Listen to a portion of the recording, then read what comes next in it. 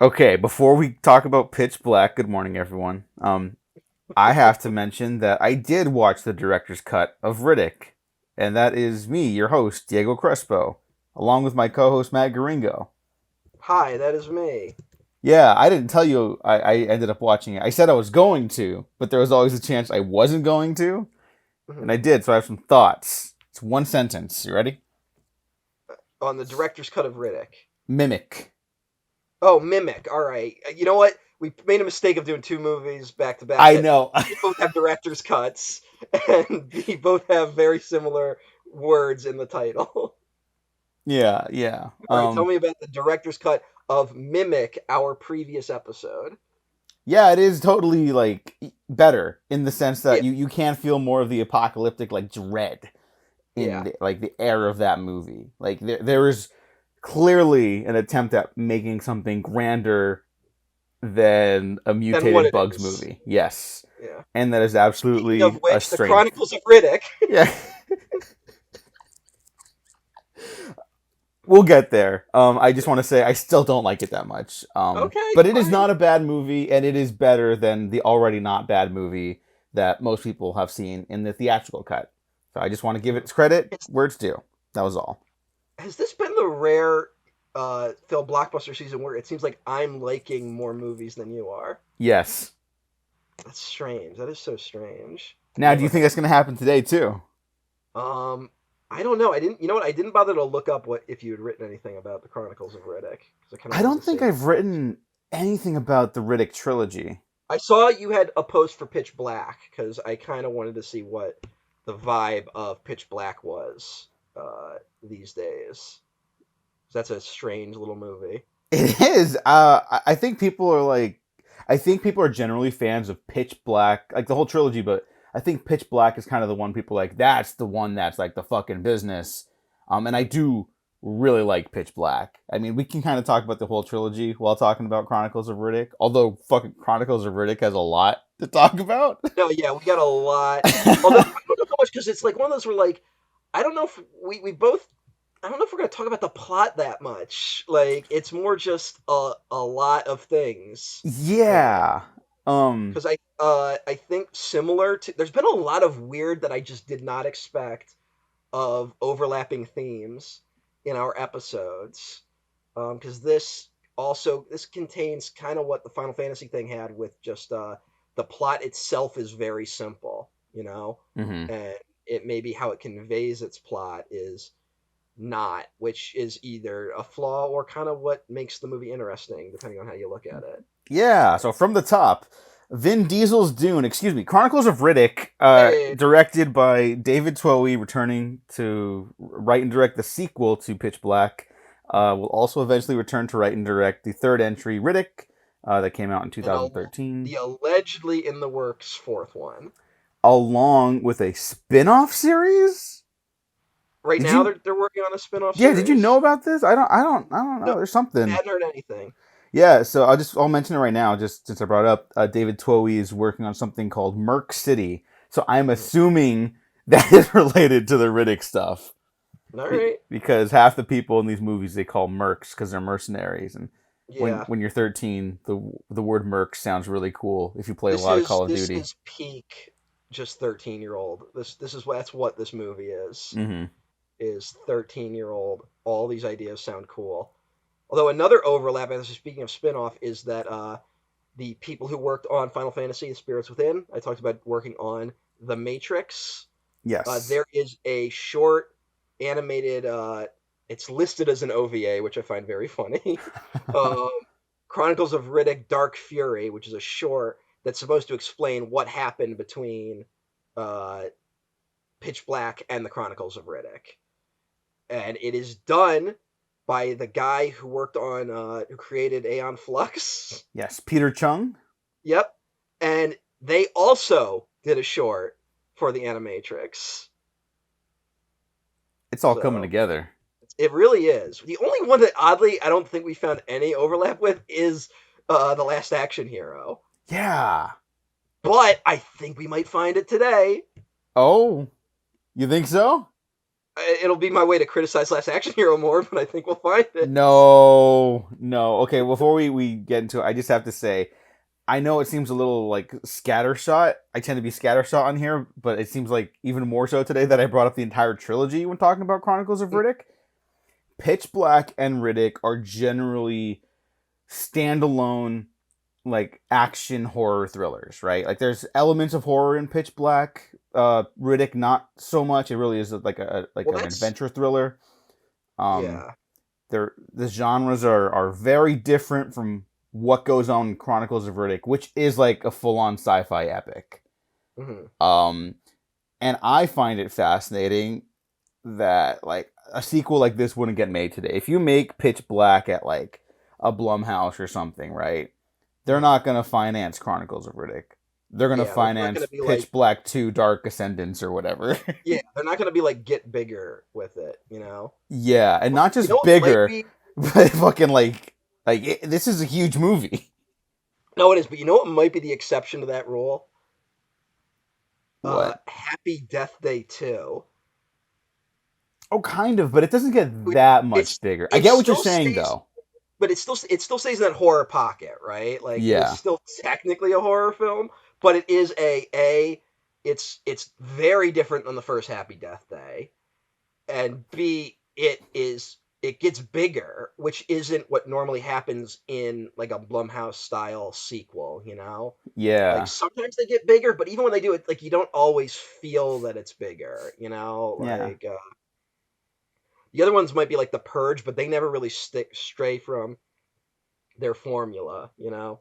No, yeah. They just But those I think those are another good example, frankly, cuz Purge 1, everyone's big criticism was like, "Who gives a fuck about this house? I want to see what's going on out there." And they're like, "Fine, we'll fucking do that." And to their credit, they do it. I think The Purge, the smart thing The Purge does as a franchise is they kind of understand something that maybe the Chronicles of Riddick didn't. That it's going to take people a minute to kind of get your premise, you know, like Mhm. you're asking people to accept a lot, so let's keep the location really small and really sparse, right? Yeah. And then once this kind of idea, like once people get it, then we can get bigger with the sequel because then everyone is going to show up to the next movie knowing what's going on, right? Mhm. And you could argue that's what they tried to do with Pitch Black leading into Chronicles of Riddick, but I don't I don't think that's they really succeeded at all in that regard, In that right? regard, I would agree with you. Chronicles of Riddick feels barely connected to Pitch Black, but I don't mean that as a real criticism, you know? Yeah, that is not a criticism. Yeah. There's God, there's like so much to like jump into. Well, I guess like I said, Fuck. so I'm assuming you like Chronicles of Riddick. Yeah, I like this movie. Yeah, I okay. have some major notes, obviously, Yeah, about I think we stuff that all do. maybe could be ironed out and are not really ironed out in the director's cut, which I also like. Um, but I do like this movie. And I think Yes. it's the weakest of the trilogy, but I do Mhm. like it, and I'm really glad it exists because it's I very guess strange. I'll say I didn't get a chance to rewatch Riddick, which I think I only saw once in theaters, but really liked. Hmm. Riddick being the third one. This is a confusedly titled series. I know. Well, now they're all just really quick. They're all titled with Chronicles of Riddick, and then the sequel title is the subtitle. So it's like Chronicles of Riddick, Pitch Black. Chronicles of Chronicles Riddick, of just Riddick, The Chronicles of Riddick. Chronicles of yeah, Riddick, Riddick. yeah. I know it doesn't make it better, We'll talk about guys. the title itself in a little bit. Like there's so much there's it's almost like they set themselves up to fail in a lot of ways. But I'll just say this, rewatching Pitch Black, an incredibly solid movie. I liked Chronicles of Riddick more. Oh yeah. Okay. Yeah. And I did like I'm not this not a diss at Pitch Black, which is an incredibly solid movie. It's just I think it is the bigger scale of Riddick that impressed me. Whereas I have seen the movie Pitch Black done a lot of times, right? It's Uh, Alien. It's well, here's what's cool. This is what makes it one of the best Alien sequels. Hmm. It's someone went, what if we did Alien, but then Snake Plissken just showed up? Yes. Like, that's exactly what that movie is. What if it was Alien, but Conan the Barbarian was there? Like Yeah. that's the plot of Pitch Black, and that's an excellent idea, you Hmm. know. Um, and it's just I don't know. It's something about like once they kick it into. So I guess I've just seen that movie before. Like I've seen enough Alien ripoffs that I think Pitch Black kind of doesn't deliver on the monsters themselves as much. Although I really like the idea of the monsters, you know. Yeah. Yeah. And a Yeah. They lot have of that fun with is that. it's a lot of it is the early CGI of it all, which at times is really charming, and at times it's like it's kind of the gray corridor problem of Final Fantasy Spirits Within of like, well, they could only do so many shapes and colors with CG back then. Hmm. Like, Yeah. uh, although the opening shot of Pitch Black, it made me a little nostalgic for the way we used to make space look in movies, where like we made it look a lot more colorful than we usually do now with CG. Yeah. Um, and like if you tried it now, audiences would reject it, but I kind of miss it. I miss it too. I mean, that's one of the things I like about like Valerian, which is made by a terrible person who should be in prison at the very least, right? We now brought up, I think, a few times on this series. I think we brought him up recently, didn't we? We probably did, but it's the most recent one that comes to mind. I could have said Interstellar, and I love that movie, but it's not very like colorful in the sense that But you're also, speaking of. Interstellar is not a It's not fantasy. It's Star. not space Yeah, fantasy. it's not. Yeah, it's not a Star Wars type Yeah, story. it's You full know. on like hard science fiction where Nolan's Mhm. talking to theoretical physicists and shit. You know, Yeah, like yeah. It's his attempt to do a hard sci-fi movie. yeah. And, But which I don't. I just bring that up just because it was like, oh, space is colorful and shit, and it's weird that I Well, didn't even bring up Star Wars. you watch something No. like Guardians, and they don't make space look as colorful. You know, Yeah, like it's like. like the second one. That's the thing for that one, and then even then it's like, oh, it's all a digital facade because of the whole fathers and son shit, and Well, yeah, but that's when they yeah. actually get to the planet. Like planets can still be colorful in these things, but I'm talking about like space itself. You Oh yeah, know, yeah, yeah, yeah, yeah, yeah. like I'm talking about like when you see like an asteroid belt. It's almost like there's no consideration to what it would really look like. There's almost just like we just have to do this establishing shot. I Hmm. mean, the Star Wars prequels have this look. You know, Yeah, um, yeah. if there's one thing George Lucas seemed obsessed with in those prequels is we have to show every single spaceship land. Like there's so many shots in those movies of a spaceship flying to the planet and then flying to the docking bay and then landing. Look, if it works, it works, I guess. and maybe you think it doesn't work, which is also fine. Yeah. I don't know. um, Here's my just to throw it out there. I don't think you need those three specific shots in that order after the big battle in Attack of the Clones when fucking Dooku goes to meet with Palpatine.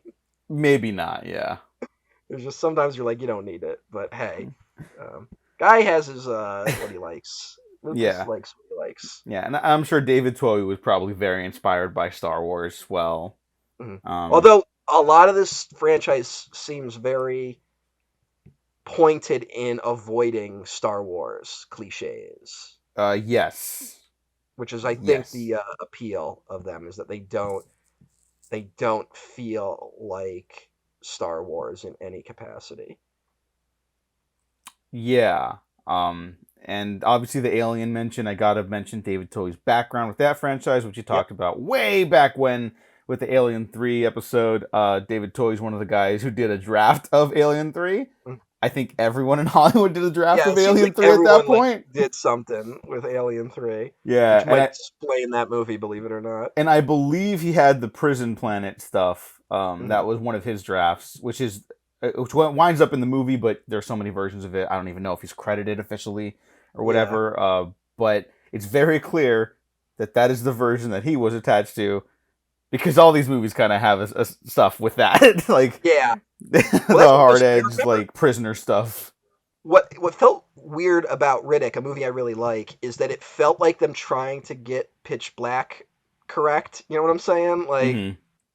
they are specifically doing a lot of the same visual ideas in Riddick that they did in Pitch Black, but it feels like they're trying to do it better. I don't know if that was more an attempt to just be like, this is what Riddick does. Like they wanted to really establish Riddick as a character. Hmm. Um, that's because that's what that movie felt like. It was like the Fast and Furious franchise is back. Let's see if we can make as much money with a Riddick movie as we do with a Fast and Furious movie. And that movie made money, but it wasn't the monster hit I think they were hoping for. Yeah, Uh, and to and be they did like fair, neither was Pitch Black. neither was Pitch Black, but Pitch Black had a lower budget. You Hmm. know, um, it's one of those weird things where Chronicles of Riddick is technically the highest grossing of the series, but it is the one that really flopped because of the high budget. Um, but I mean, they tried the same with. Remember when they brought Triple X back? Oh The yeah, yeah, yeah. return of Xander Cage, Yep. and that Uh, was another one where they were like, "Let's see if we can do Fast and Furious numbers," and it made like 300 million, but it didn't. It didn't set the world on fire, you know. no, but now because since you brought it up, Return of Xander Cage cost 85 million. It made almost 350 million. That would be a hit in this new world post like the last three Well, years. I think that's why Riddick's coming back. Uh huh. I think that's why we're seeing. I think now is the time for Riddick to rise. What you call the next movie because it is now this franchise has one of the weirdest naming conventions of all time. Yeah. I can't help you there, Yeah. but I think the next one's called Riddick Furia because that's the planet he's trying to get to. yeah, why not? Yeah. So I guess they're finally getting there. Mhm. 3 decades But later. yeah, it should be one of those things where like I mean it should be kind of like the Dark Tower where it's just a MacGuffin to never get to, you know. Yeah. I mean, maybe that's the plan, and then now they're like, let's just fucking do it because this is probably our last one. Because David Yeah. Twowie's an older guy. Mhm. He's 67.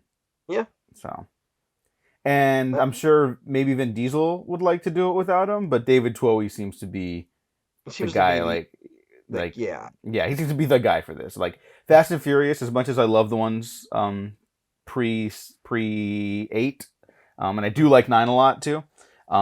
There's no like Justin Lin became the guiding hand, Yeah. but the exciting thing about that franchise was that it evolved into that guiding hand. Mhm. Whereas Pitch Black, while it takes some wild directions, it has a guiding hand from the start, and it's very clearly like these two guys' interests together. Yes. Specifically Vin Diesel, who has openly said, I believe, that this is very much inspired by his tabletop RPG, like not specifically character, but like his love of that stuff. Like he Yeah. treats Although Riddick as like that. I can't imagine that this wasn't developed by this character didn't at least begin as by 13-year-old Vin Diesel. I'd believe that. I feel like this is exactly what you do when you're not getting laid and you're playing Dungeons and Dragons and you're like, who is the coolest guy in my opinion? And then you make that guy and he just can do anything, right? Like Yeah. and he's just such a hardened badass that like it's to a comical degree. I mean, that's also what I think the Fast movies really hit on that really helped those later movies. Is they're almost a parody of masculinity at a certain point. Hmm. But this it I feel similarly about Riddick, but no one is winking, you know? Like Yeah.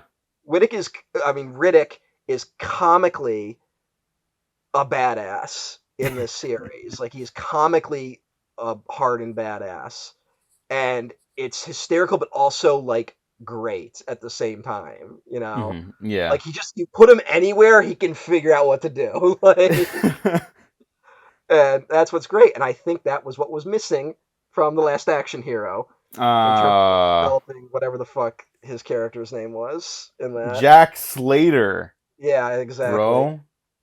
See, Jack Slater needed a little bit of that, but was Maybe. winking too fucking hard. But All right. uh, but Um also, I mean, this is Riddick is 100% in the tradition of kind of in my opinion, pre Star Wars, pre Lord of the Rings fantasy era. You know, uh, 1000%. he feels like a character at a time where it's literally like you come up with the coolest fucking character and just put him in different situations because what you're doing is if you're these older authors like Robert E. Howard, who the creator of Conan the Barbarian among other characters, you come up with a really cool character, you give him a really cool weapon, you put them in different situations, and then you can sell these individual stories to the pulp magazines, right? Like that's what you did back in the day. Hmm. You serialized these adventures. So it's a character that's designed to one day he can be trying to steal a jewel, one day he can be fighting in a war, right? Like Yeah. he can do anything. And Riddick is 100% a character like that, and it's 100% a character you would make playing D&D. Like Yeah. it is just that is one of the types of characters you would And I just make. want to say I fucking love that approach to storytelling, which doesn't really happen Yeah. anymore. Like I mentioned it with the Indiana Jones episode I had you on for too. Like I really love revisiting that show, which isn't like perfect by any means, but like it totally taps into just the like George Lucas's sensibilities and like the pulp stuff. And like you just hop around from like different locations around the world and like, well, now Indy's against the war, but he's still gonna stay in the war to spy to like fight without having to try to kill anyone. Or now Yeah. he's helping Doctors Without Borders or whatever over here. And it's like, oh, now you see like the repercussions of like financial interests in the war and capitalism, and oh, now he's a socialist. And it's like you could just do anything, and it's really kind of a bummer that there's no franchises doing that stuff right now because, and I think we're gonna maybe see more of it because we're seeing the end of like brand interconnectivity actually being a benefit. I think with stuff like The Flash, it actively hurt that film, apart from many, many other things. But I Yes. do think that was a big one where it's like, you got to watch this before? Why? Although You in the know? wake of Barbie being a hit and the guy being like, "We're doing spin-offs," it's like, "Oh no." Yeah. But I mean, to be optimistic, they're going to try to make like two or three of them and they're going to be fucking disasters or they're just going to bomb or be terrible and no one's going to go watch them. And Yeah. then they'll stop. Also, we are in the middle of they're trying to do it with the John Wick franchise, which is the closest to one of these type of characters, right? Yeah. Like John Wick is 100% just a guy. You put him in different situations, except he's just his thing is just that he everywhere he goes he just kills 1,000 dudes. Yeah. Like there isn't a like oh he's in prison and has to escape this time. It's like no, just give him a gun and see what happens. Like they do a lot with that. Obviously, that's not a diss at those movies, but Yeah. he's probably the closest to a globetrotting hero like Indiana Jones. And right now they're trying to spin that world off and giving it to deeply untalented people, frankly. Yeah. And for some reason, bringing Mel Gibson into the fold. I know, like, who Uh, the fuck thought that was like? It's the opposite reaction to seeing Keanu in a movie at this point. yeah, I think it's because Mel Gibson has like done like we kind of let him be okay for a little bit, like we were like he came back and his movies did okay, right? Mm-hmm. And has he directed anything since? He's doing another Passion, right? Yeah, he's doing a Passion of the Christ too. Yeah, Jesus Christ, guy. yeah. What was the Hacksaw Ridge? Oh yeah, that was the one that everyone was like, "This Yeah. movie's actually good," and I'm like, it was the year of Trump. I'm not seeing that fucking movie. Yeah. I It did came out eventually on watch it. November 4th of that year. Holy shit! I know. I know. God damn. Um, and emphasis on the word hack in that title. Hmm. But moving on. People The love that movie though. Yeah, people are fucking stupid. I'm sorry if you like that movie. Fucking god. Although, like, look, here's something I will admit about Mel Gibson. He's a fine director, right? Yeah, Like, I mean, I do like Apocalypto still a I lot. like Apocalypto and I like Braveheart, but they're also both deeply insane movies. Yeah. And Apocalypto especially, you can still see his insanity in them. Like Yes.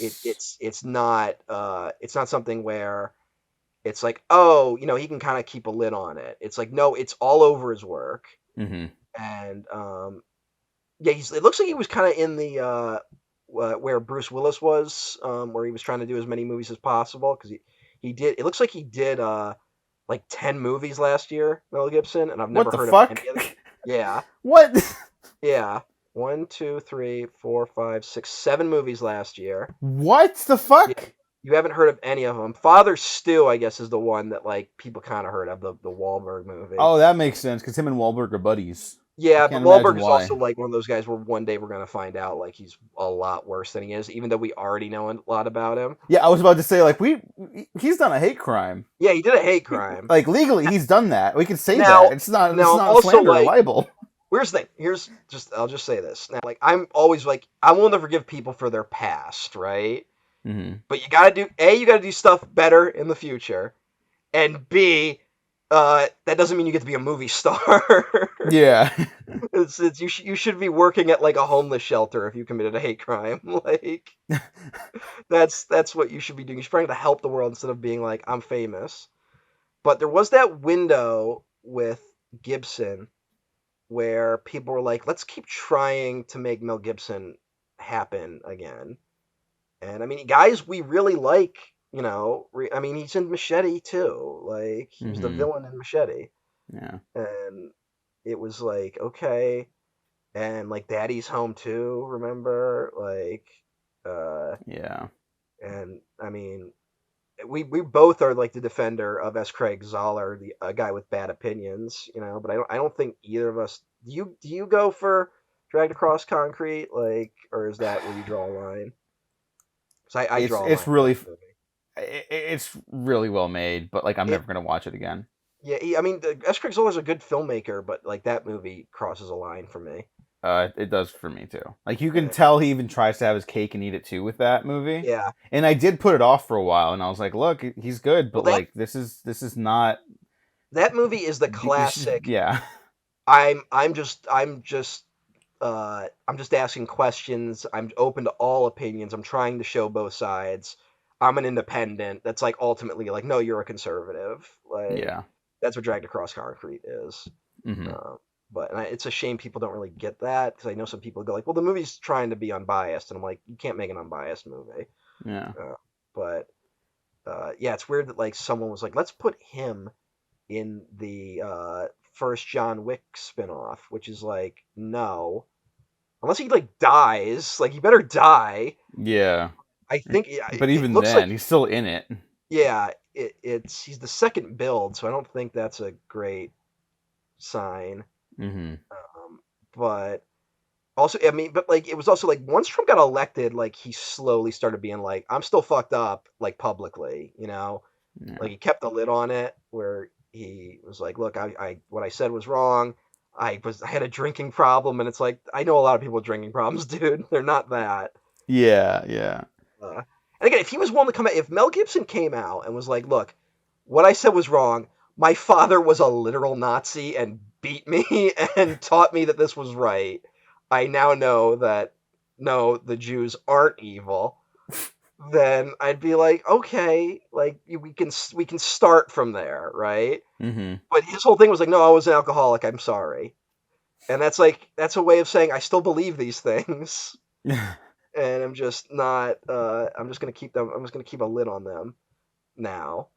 And I mean, now you have him being out there. Didn't he like salute Trump or something? Like, was Him and Vince Vaughn, I believe, at least spoke to him publicly and like shook yeah. his hand and shit. I think the story is that Mel Gibson saluted him, I and, would believe that without like any further knowledge. and I absolutely would. I think somewhere I don't know if Mel Gibson actually has any social media, but it feels like he's like there's certain pockets of social media that have picked up on that he's like very QAnon adjacent, Hmm. Which, but I mean, he is straight up. I'm willing to bet money he is just QAnon, like Yeah. because what's that? He did a movie called Conspiracy Theory, directed by Richard Donner, which is a political thriller. And I think he's a cab driver in that. He's like a conspiracy theorist cab driver.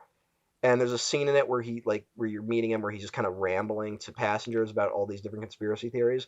And allegedly Gibson improvised a lot of that. Oh. It's one of those things where like either you are in that instance, either you are me, where you're just weirdly obsessed with these things, but no, it's all bullshit, or you 100% believe it, right? Yeah. And considering everything else we know about Mel Gibson, um, so And I mean the yeah, fact that he's gonna work with Caviezel again, who is a Oh yeah, QAnon who's guy. also pivoted in that direction. Yeah. Uh, I mean, to the point where like the fucking director of that one movie that I'm not even gonna name, but you know the one I'm gonna talk about, yeah, right? yeah.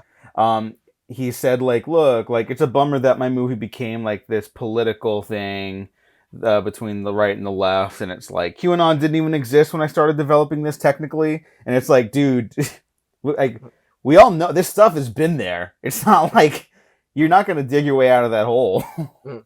you Well, know? I'll say this. Here's I don't know the director of that film. I don't really know what's going on with it. I'm a little afraid to read too much about it because I think it'll upset me. It will. But yeah.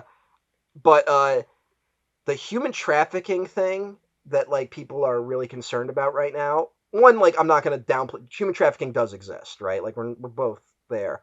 Hmm. But the narrative that QAnon has pushed was widely popular in certain pockets before QAnon really became a thing. Yeah. And it managed to get a lot of shit done. Like I mean, there's a lot of groups out there that are like we are like celebrities are endorsing groups and they're like, well, it's against human trafficking. I'm like, you don't understand, this is a radical Christian organization you're endorsing. Like they're Hmm. trying to like stop any sort of sexual expression anywhere because they think that's what does it. And like real anti-human trafficking groups are like getting lost in the shuffle, probably because one of the things they advocate for is easier immigration processes. Because a lot of what perpetuates human trafficking is that like you have like illegal immigration has to exist, so human smuggling has to exist, and Hmm. that fuels the human trafficking machine. But no one wants to have that conversation, and instead, all these radical Christian groups that like for 30 years were called Christians Against Pornography are now calling themselves like the Anti-Human Trafficking League, and it's like they're barnacling themselves to a real issue, conflating the problem with other things, and then offering things that won't actually be a solution. And it played really well with more centrist people for a while, and I think QAnon is at least the upside is that QAnon has kind of made people realize that oh maybe some of this shit is crazy, you know, Hmm. and it's I think that is helping, but it is weird where like there is just a pocket now that is like that is their issue, you know. Hmm. I'm hoping it's a very insular pocket. I don't totally know, right? I hope you're right. But it is where we're like you can still see those concerns rise to the top, and I just want to be like, like that's a myth. Like there's human trafficking is a problem, but like what you're saying about it isn't actually true. Um, like you know, like the white van thing. Have you heard that? Yeah, yeah, yeah, of Where everyone's like, course. and it's like the reason why people are paranoid about white vans is because it's the most popular vehicle on the market. Like it's everyone uses white vans. All contractors use white vans. Like so it's you see them everywhere. So people get paranoid about that kind of stuff. Yeah. Also, before we get back to the actual topic at hand, Chronicles of Riddick, I should also mention that the man who's the main character of that movie, that you know what I'm talking about, Yeah, has not only been discredited, but maybe tied to other yeah, insidious shit. So just go forth with that knowledge and don't get too worked up about it. yeah. I would Get worked up highly about him. recommend reading up on the Satanic Panic if you want to understand what's really going on. But hey, back to the Chronicles of Riddick. Yes, Chronicles of Riddick. Matt, what is the movie about? Fuck if I know. No, Okay, that's not true. There is an actual plot to Riddick. there But no, is. Yeah. here's the thing. The plot of Riddick really is Riddick is the ultimate badass in the galaxy, right? Yes. That's the plot of Riddick. That he's a fugitive. He's on the run. He's a morally gray character. He is not fighting on the side of good. He's not trying to topple an evil empire. He just, through various circumstances, finds himself up against these people. Are they're called the necromongers, right? Like it's not, the soldiers aren't just the necromongers. Yeah, Like it's the necromongers are like this they're the like a death cult, superior being. basically, Yeah, yeah. and they're They're coming to the like pure. oppressors. Yeah, they're purifying the galaxy in a search. They don't really flesh it out, but you don't really don't need to. But I can understand like an average audience brushing up against it. Hmm. They believe what they're doing will lead them to the underverse, which is this like paradise, right?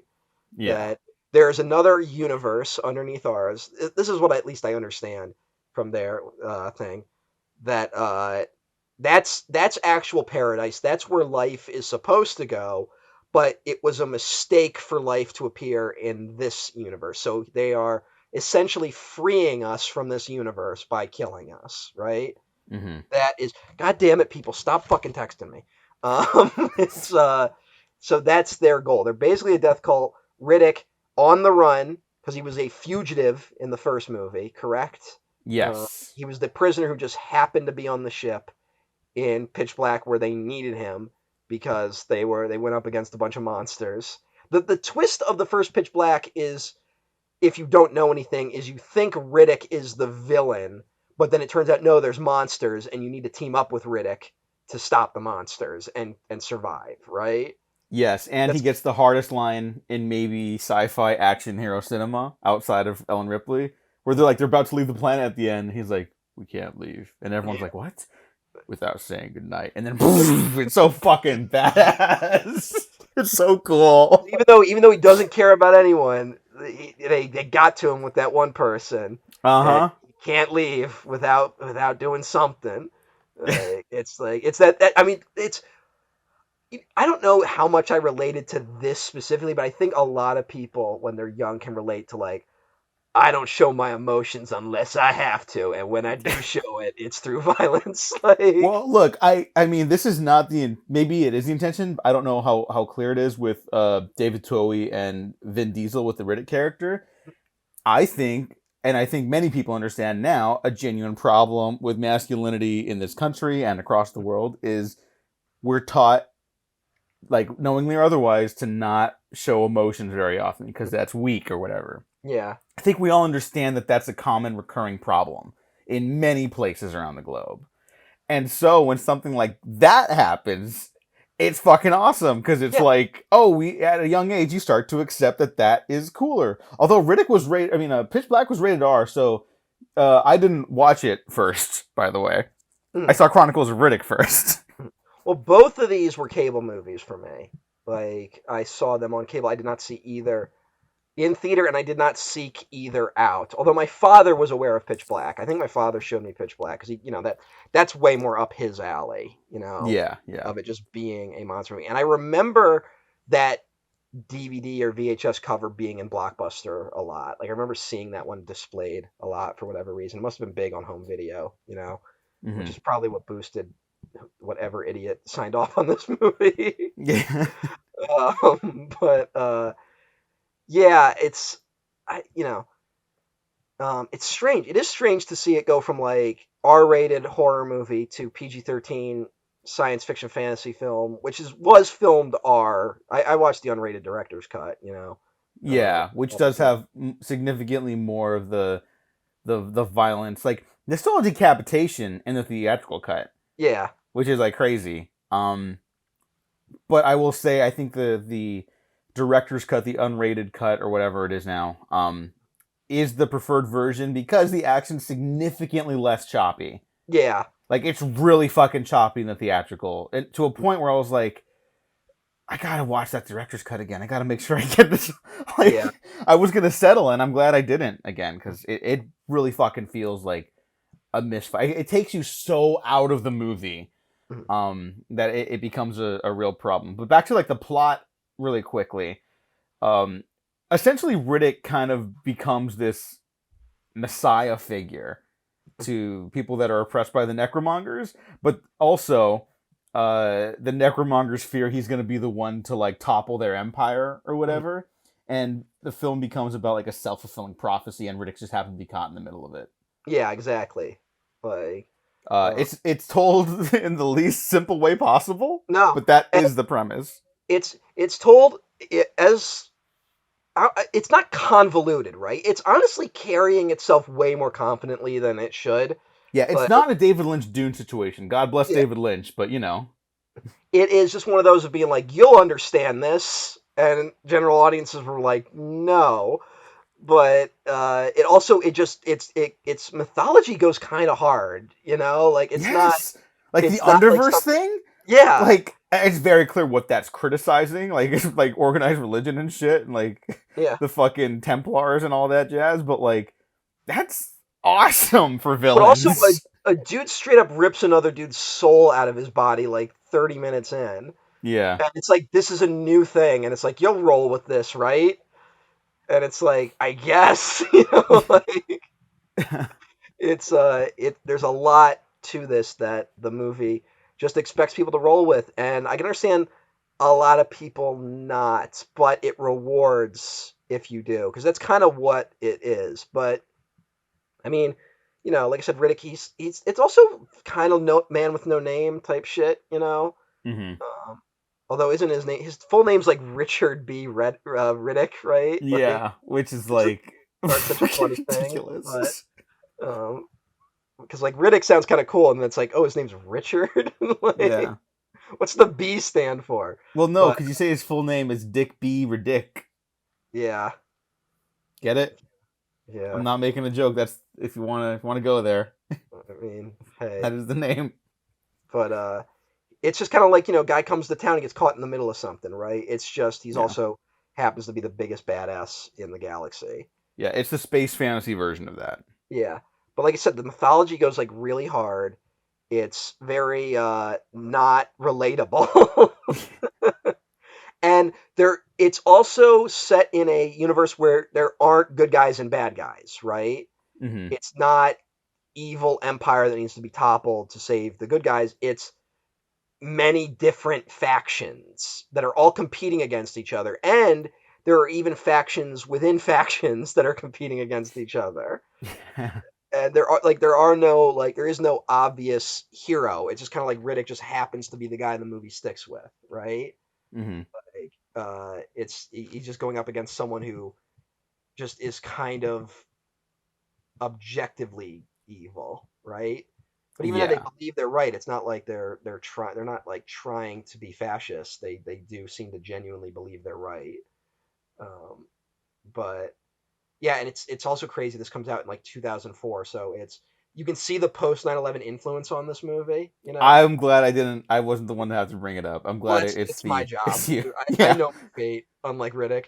That I know what I'm supposed to do. I mean, the attacks on here's what's crazy: the attacks on New Mecca feel like like they feel like they're inspired by the September 11th attacks, right? Hmm. Those feel very 9/11 inspired. Meanwhile, all the other ways the necromongers are coded feels very Bush doctrine imperialism, right? Of Right. we are the new Knights Templars. We are going to a Muslim country because they're basically space Muslims, the Hmm. people of New Mecca, right? Yeah. And it's a little toned down in this version as opposed to Pitch Black. I wonder why. I wonder what changed between the year 2000 and the year 2004.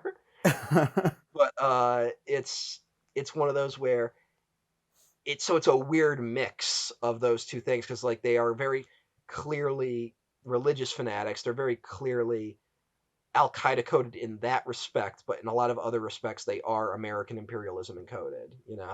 Hmm. And I mean it's what the conservative Christians wanted the war on terror to be. Like the fanatical ones, they wanted it to be a new crusade, right?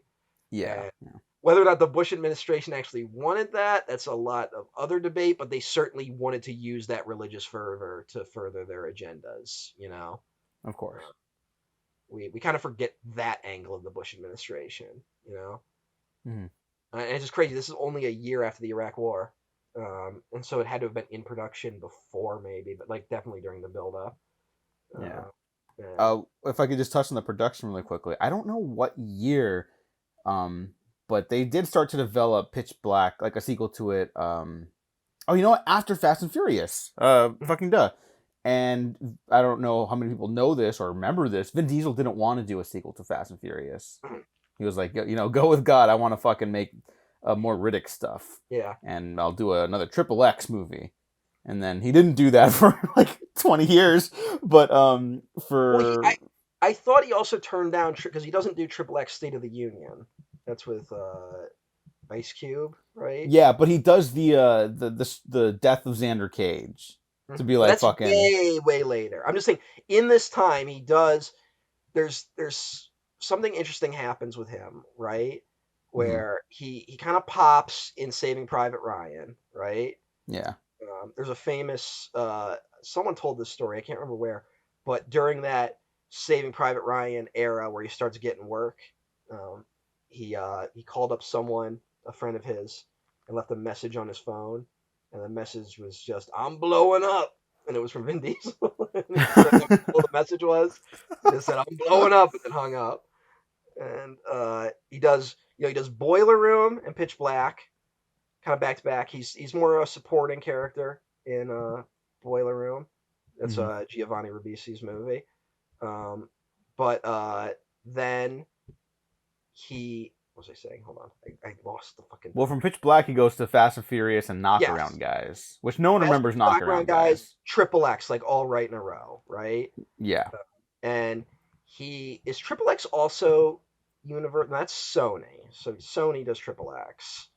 Because also a funny thing, I'm listening. I listened to part of the Pitch Black commentary. I didn't have time to listen to all of it, but it is funny. It is a much younger Vin Diesel with David Toohey on the commentary, and Vin Diesel's like the opening's him being like, "I just love that Universal logo, and now I'm in a movie that's part of the Universal family." And hey, like to like not to compare myself to Vin Diesel, but like I also love the Universal logo. Like to me, like growing up, Universal was the movie logo. Yeah, You but to know. hear him go, this is like, and now I work for Universal. Like he's like, it's clearly this is him. He's doing this right after the movie, and while Fast and Furious is being made, which is another Universal movie, Hmm. and he's gonna do Chronicles of Riddick, and it's just interesting to hear him being like, "Yep, I am a part of the Universal family," and that's essentially what he is right now. Like Yeah. making those Fast and Furious movies, which is the biggest franchise in Universal's history, right? Like, Yeah. I think the only comparison was like Jurassic Park, Jurassic World, and those are yeah, done now, and they're probably gonna be done for a while.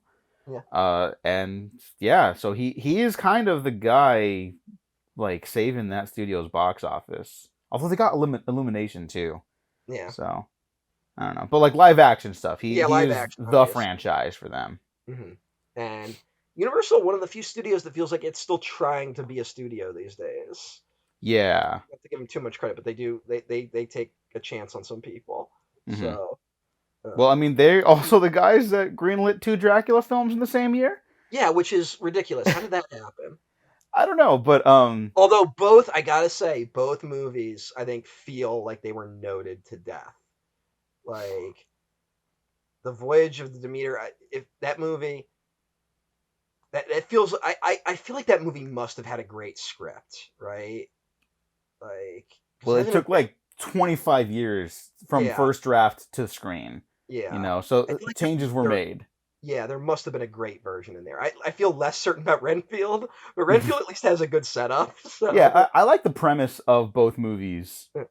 There you go. Sorry, there is I don't want exactly to be mean because I do one, want more stuff like that. I just want to also like them. yeah. There's also one good gag in um, Renfield, which is Renfield going to the support group and the support group inviting Dracula in because you're a support group. All are Yeah, welcome. yeah, That's a like that's genuinely funny. funny gag. The rest of the Yeah, movie, not so much. But that's a shame. I really wanted both of those to work. yeah, yeah. So I'm like the alien guy, and it's like alien on a boat, mm, and I didn't like it. So yeah, I am glad horror nerds are responding to it though, because it, I do want more stuff like it yeah, eventually.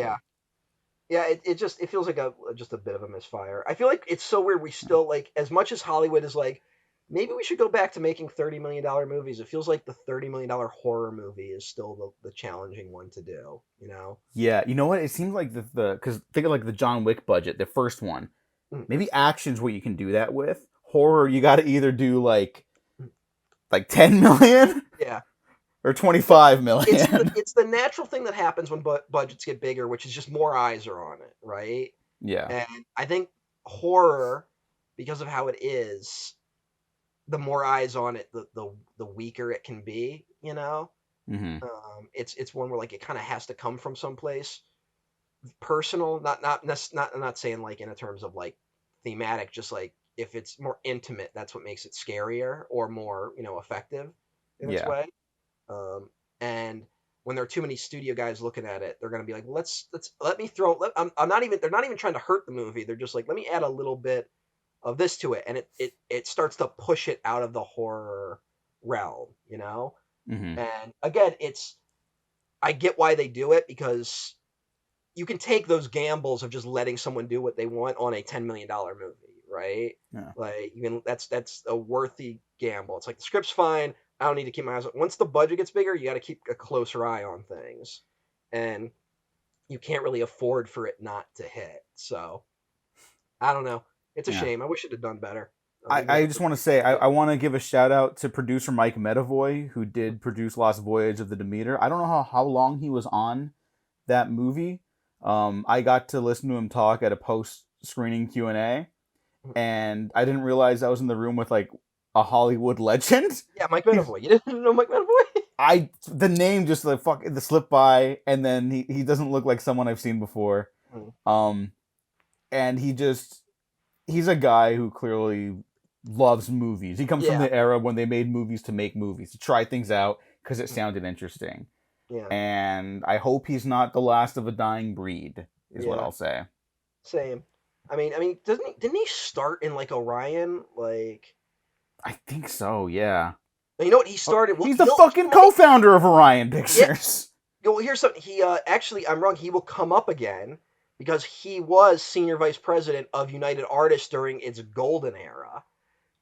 And the story is that United Artists had a falling out with, I think, the Transamerica Company owned United Artists at the time, and they ended up in a fight with the shareholders. They leave, and that's why they found Orion.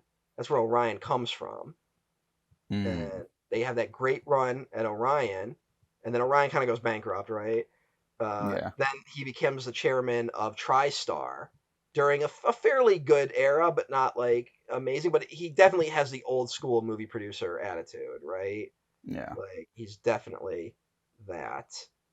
But yeah, dying. I hope not a dying breed. I agree with you. It's. I'll be honest. It's honestly the dream job for me. To be Mike Medavoy. To be the guy like 'cause, like I understand my limits. I'm not there's no great artist buried within me as much as I want to believe that. But I would love to be the guy who just produced like movies, Hmm. not even to be like I'm gonna make so much money just because I love making movies. And I'd love to just be the guy who could be like just try to help a movie get made. Yeah. Yeah. I wish I had money to throw around. It would absolutely be the first thing I did if I won the lottery. I'd probably waste all my money, but Yeah. I would 100% do it. And yeah, you hope they're not a dying breed. Like I love reading stories about those type of producers. Yeah. Like they're not perfect. They all have their blind spots. They all have movies they fucked up, but they're usually a little more honest about it. And at least they aren't finance bros fucking it up. Like Yeah. Like the producer on Chronicles of Riddick, Scott Krupf. mhm, One of the things he produced back in the late 80s was Bill and Ted's Excellent Adventure there you go. and Bill and Ted's Bogus Journey. There Bill you and Ted's go. Bogus Journey is insane. Yeah. That is a wild fucking movie. hmm That wouldn't get made today. it you would, know? but yeah. We'll look. Chronicles of Riddick wouldn't get made today. No, well, I mean, Chronicles of Riddick. They're the only reason Chronicles of Riddick get made. To go back to what we were talking about with Vin, um, he does he gets the Fast and Furious movies. He's doing Triple X. He's like I am. He becomes a movie star kind of overnight. It's that thing that just doesn't really happen now. And he does the thing. I'm not doing a sequel to those movies. I want to be Riddick. I want to do Chronicles of Riddick. I want to go back to Riddick. And he has enough weight to throw around, and B, uh, Pitch Black was made money, was kind of a sleeper hit, and Riddick is 100% part of the post Matrix wave of movies, where it's you take these people who they seem to have very niche sci-fi ideas, and you go, let's give them some money and see what they do with it. This is very equivalent to something like Equilibrium getting made, right? Hmm. Do you remember Equilibrium? I do remember Equal. People Not really like that movie. what People really like that movie. people do. I do not care for it. Yeah. But that movie is 100% a The Matrix was big. Let's try something. What else? Like there's a few others. I can't think of them because all of them basically bombed. Yeah, yeah. Riddick is easily the last of that wave, and the big problem Riddick has is that it not only does it come is it post 9/11, which basically changes what people want to see in movies, right? Hmm. But it is post the Matrix sequels, which we're fans of, but inarguably kind of deflated the Matrix hype a little bit, right? Like Yeah, yeah. basically, general audiences were basically underwhelmed by those movies. Um, and now the new kids on the block are the Lord of the Rings films, which is another trilogy that has basically completed by this point. So we've already had three Lord of the Rings films. Harry Potter is now getting big, and Pirates of the Caribbean, which Jack Sparrow is now the new hero, right? That Hmm. is the new one. Now superheroes are starting to gain steam. I don't really think we can say the superhero boom is in full effect until like 2008, but they're definitely gaining steam. Yeah. And that's sort of more, I don't want to say nihilistic, but the more cynical type uh, science fiction action movies have fallen by the wayside by the time Riddick comes out. Like it, if it had a chance, it was before it was actually released. Yeah. Uh, Yeah. it's our what we want out of movies completely goes away, and I think that's also why Vin kind of goes into a downswing for a few years because I think that his type of action star just it wasn't as palatable post 9/11. Like No. I mean, even Triple X, which is a movie that did well, was considered an underperformer, and I think that was part of it was just that like it we didn't want that type of action movie anymore, and it even took the Fast movies a little bit to get its shit back together. Uh, Yeah, yeah, to the point where he only makes a cameo in Tokyo Drift and then finally comes back for Fast and Furious after a period of not really doing anything after Chronicles of Riddick. He does Find Me Guilty, which is great, and he's great in. but also, didn't Uh, that movie make like $5? Like, yeah, it made $2.6 million. It's a yeah, huge bomb, and it was made on a $13 million budget, and it couldn't even like compensate for that. yeah.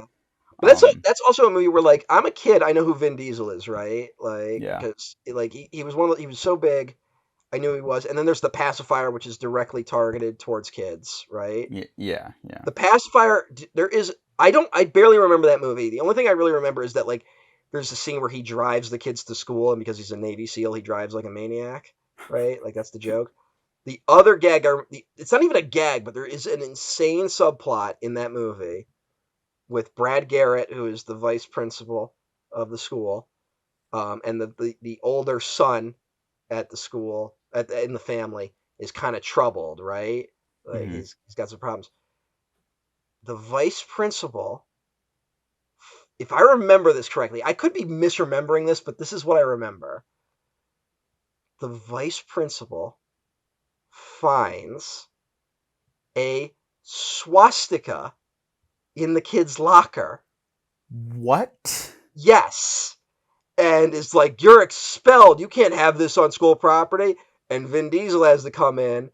And what we find out is the kid was secretly, he didn't want to admit he had secretly joined an amateur production of The Sound of Music. That is not what I thought that was going. Yeah. What? So he plays one of the people who's like, isn't there's like a kid who's like he's like a budding Hitler Youth in it, and then like he becomes a good guy by the end. I haven't seen The Sound of Music in forever, but there's Nazis in The Sound of Music. So he was trying to cover up the fact that he like this sullen teen secretly had musical desires. So he had a swastika in his school locker. I feel like there was a better way to go about that. I feel like you could have just done anything but that. Yeah, a little bit. Like, I mean, Wow. here's what you do. Here's what you do. You go. I found he's got all these drawings of like bloody violence, which is that happens with kids all the time, right? Where Hmm. it's like he's got like, why is he drawing all this sick stuff? And the kid won't say. You look into it. Turns out he's playing Sweeney Todd in the Sweeney Todd amateur production, and he was just trying to get in the character a little bit, right? It's like, Mm-hmm. oh, okay, that's fine. That makes sense. Sweeney Todd. Kids like Sweeney Todd. Like, Yeah. Sure. why not do that? That makes more sense than a Yeah. swastika. But Huh. who just Yeah, gives that's who fucking just gives a wild. kid a swastika? Oh, I want to mention one other movie that basically would have been a contender in the failed blockbusters that no one's thought about since it came out. Babylon AD. It's the last movie Yes. he does before hopping back into the Fast and Furious franchise. Mm. Directed by Matthew Kasovitz. For any Amelie fans out there, that is the male We lead had of that. Amelie. I don't know if we remembered if we did it on the episode, but we had a freak out when we realized that it was the same guy. I think we No, we were doing it afterwards. We were like exporting the episodes or whatever, oh yeah, we had and like this amazing freak out that we wish we had recorded because we didn't realize it yeah, was the same guy who did. yeah. I wish we fucking had it live on the show right now because it was just It like was a hell of a reveal. We just I pretty much know just didn't know that. So um, I think I saw Babylon AD and I don't remember it. it was a cable movie for me. All Oh, right, and the reason we freaking out for the record, not just that he's the co-lead of Amelie, it's also the director of La Haine. yeah. So just sit with that for a second. You know, Um, I just realized I always get Babylon AD confused with Bangkok Dangerous, even though I think there's zero overlap, but they both came out the same year. yeah, I think that's just your white privilege. No, 100%. But I think it's just the titles. It's not even the movies themselves. Yeah, yeah, Like, yeah. I just for some reason it sounds like Nick Cage would be in a movie called Babylon AD, and Vin No, it Diesel would be in totally a movie called does. Bangkok Dangerous. Yeah. A So remake done by the same filmmaker, by the way. yeah, that's what I was trying to be like. I was because that's what I thought Babylon AD was. I'm like, isn't that a remake of something? And I'm like, oh, I'm thinking of Bangkok Dangerous. Yeah. Both movies that were probably just decimated by the fucking success of The Dark Knight. Like, Yeah. even though they came out in late August, early September, respectively, like that's how much legs that fucking movie had. Yeah. So, I mean, that's kind of what's happening with Oppenheimer right now because like Universal put out Oppenheimer, and now Oppenheimer's still doing fairly well. Uh, Yeah, it might end its run near $1 billion, which is like the most absurd shit I've ever heard in it my would be if life. it crossed a billion. I don't think it'll happen, but it would be incredible if it did. I Do you mean, know how many biopics are gonna greenlight? I Like, mean, do you just realize? yeah, I don't know what they're gonna take away from That's it. not a negative for me. I'm just like, Yep. I do want more like courtroom dramas. They keep So labeling it as a biopic, and I don't know if that's why people wanted to see it. You know what I'm saying? Like, no, but that's the response it'll yeah. get. Well, because Yeah. like they keep talking about it's like, yeah, it's a biopic, and when I see the movie, I don't really think of it as a biopic, right? Like, No, and you know the reason people see it are like, oh, Christopher Nolan movie, I got to watch that on the biggest screen possible. yeah, This is actually going to lead into some criticism I have for Chronicles of Riddick, hmm but I think people really underestimate the audience attachment to Christopher Nolan. Maybe not anymore, hmm but pre-Oppenheimer, people know you're going to see Christopher Nolan movies. You're going to get your money's worth, not just in terms of like the story content hmm or like the plots or even like the big ideas, although that's definitely part of it too. We're always asking for people to go to the theaters to watch movies on the biggest screen possible. How many movies look like fucking shit that they don't even look good on your phone? yeah, You know? It happens. Sometimes it's not anyone's fault in particular. Sometimes mistakes are just made. Other times it's like, why am I watching this? You don't know where to put the camera. That's fine. Just go learn. It's not that difficult. And Christopher Nolan, for all the love or criticism he has, that dude shoots big fucking movies. yeah. And it is They're funny the though that biggest possible movies. it is funny that it's like see this movie on the biggest screen possible, which isn't wrong, but also most of that movie is a courtroom drama. I know, I love it. Like I I love, saw some criticism where people were like, "Well, it's just like a lot of close up of faces," and I'm like, "Yeah, but it's the best yeah. close ups of I mean, faces." that was the argument Tarantino made with The Hateful Eight. Remember where he was like, because he released that in 70 millimeter, and that's a movie Yeah, that's mainly on one set. Like, and his whole thing was like, well, is it? It's as poetic seeing Samuel L. Jackson's face as seeing like a landscape. Like, is like you yeah, can do a lot with both.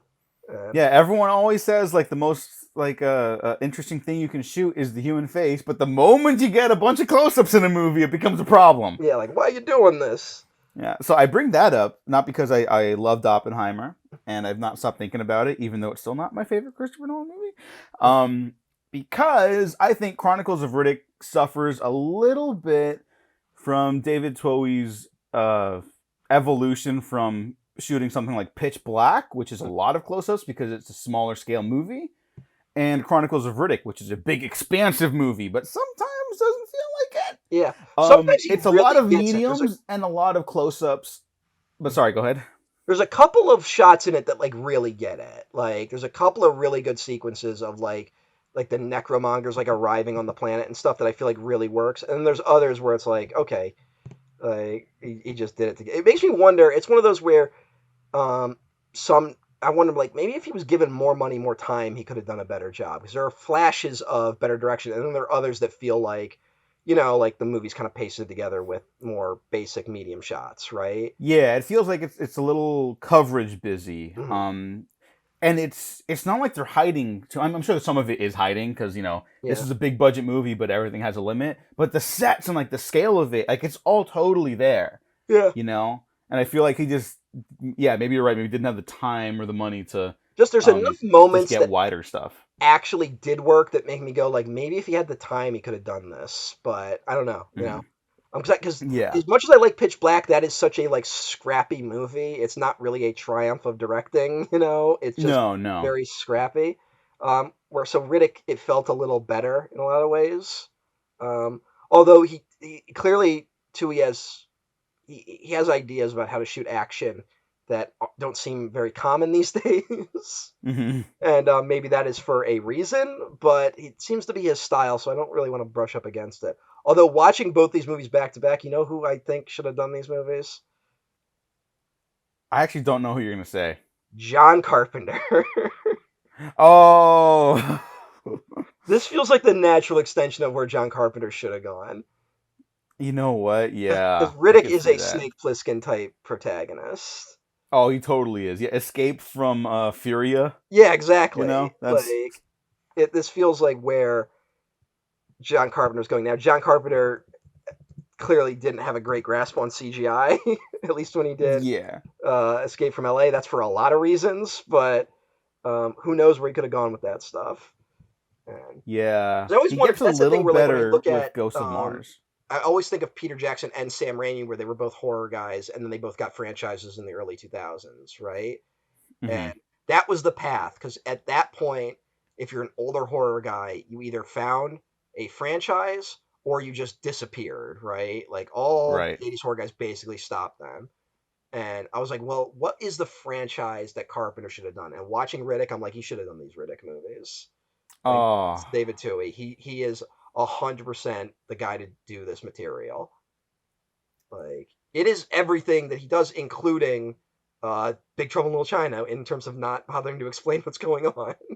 oh yeah. But that one's like the joke. That's a comedy. Yeah, no, but This like one, you could still do that in a non-comedic way, right? Like, yeah, yeah. and I think Carpenter would be good at that. And to bring it back to Snake Plissken himself is inspired by a character, a kind of more Riddick type character. Hmm. I can't remember the name of the book, but Carpenter always cites a book by science fiction writer Harry Harrison about a guy sent to a prison planet, right? And Yeah, part yeah. of it is you would send the most badass guy to the planet, right? Like, Hmm. and so Carpenter's like, I just wanted to do that, and that's exactly what he did.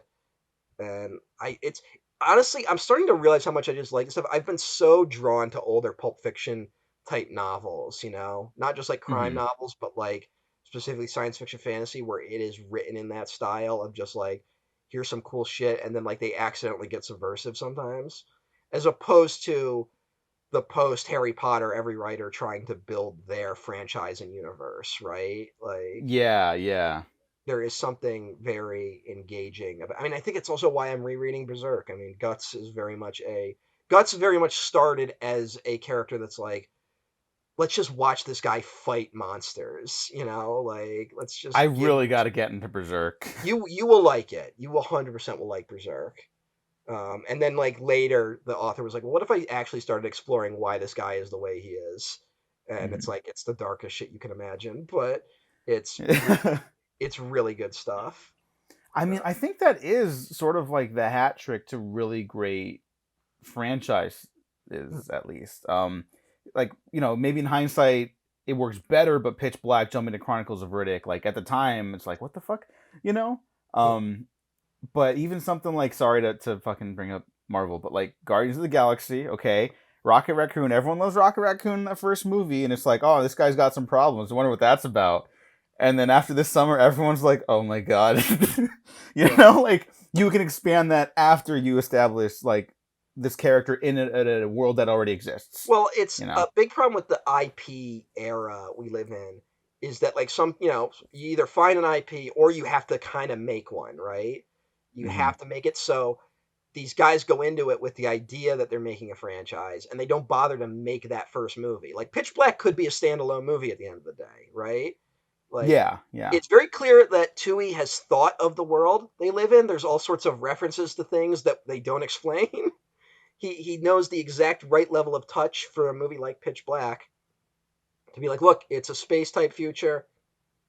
This is what it's like. There's these type of devices. I don't need to explain it all. This is just a small fraction of this universe. And then when he was suddenly someone at Universal was like, let's make a massive, let's try to turn this into a franchise. He was able to expand on it and just get even crazier with it, you know? Mm-hmm. And I think it finds the right level of touch. But again, it's something where because the aesthetics are so foreign to us, it's not as palatable to a general audience.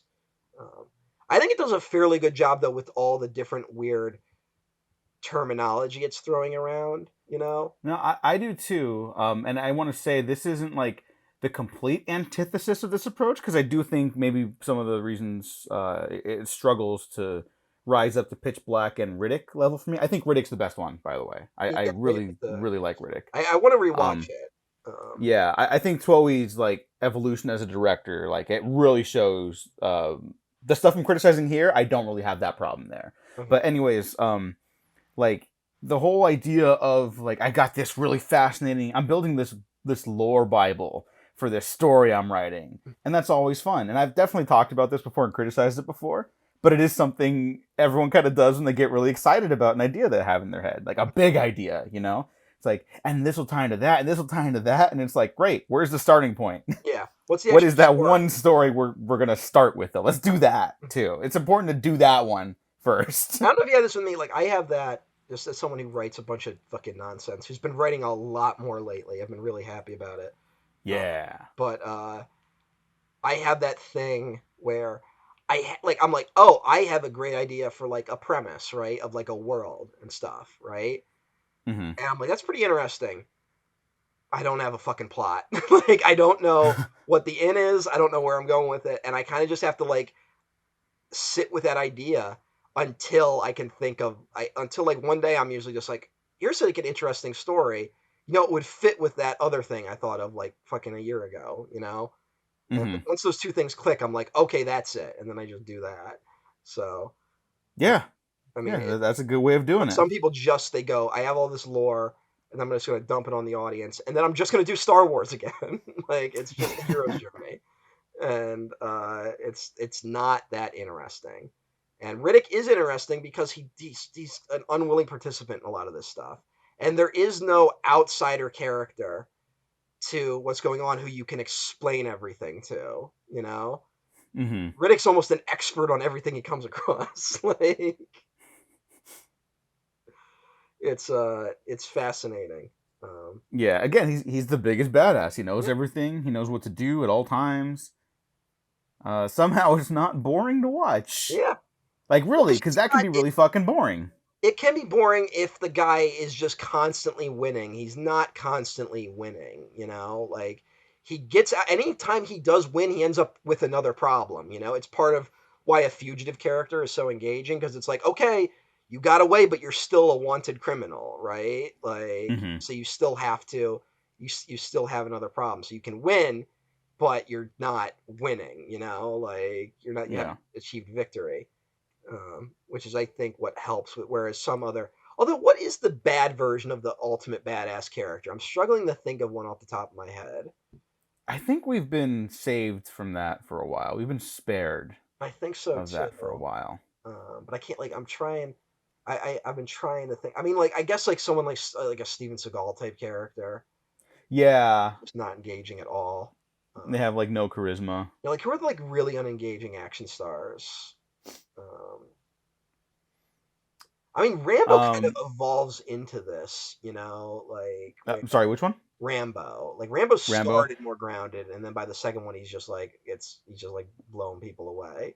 Yeah, yeah. Like I like some of those sequels, but I've always been of the notion that like you just need that first one. That first one's a very critical movie, and the sequels just kind of. I mean, they try to have their cake and eat it too, but again, you just need that first one for what it's trying to say. It becomes an action franchise after that first Yeah, he one. just needs to. So You just need Rambo killing cops instead of going fighting another war. yeah, yeah. You know what? Oh shit. You know that thing I talked about like 2 minutes ago about Uh huh. premises and plots? Yeah. One just clicked. Uh huh. One really good one just clicked. Okay, well, I have an answer to that question you just Okay, yeah. No, asked, I though. can't say it on the thing because I like the idea too much. So Okay, okay. Well, don't say it. Don't say it. Don't say it. Um, I think, and not to criticize them too heavily, because I do generally like their stuff. Both actually, Vin Diesel and The Rock have they've like had evolved into it, they like evolved into the stuff that has become a much problem. much more boring. Yeah, Yeah, they're yeah The Rock is the they're ultimate. invincible badasses, Yeah, and they're good actors too. That's the thing. Like people dunk on them, but they're good actors, and they they have know shown that they're good. they know how to use what their skill set. Like you're not gonna put Vin Diesel in Ibsen, right? But you're I might. I mean, yeah, maybe I would like this. I wouldn't not want to see it, but no one's gonna make that choice.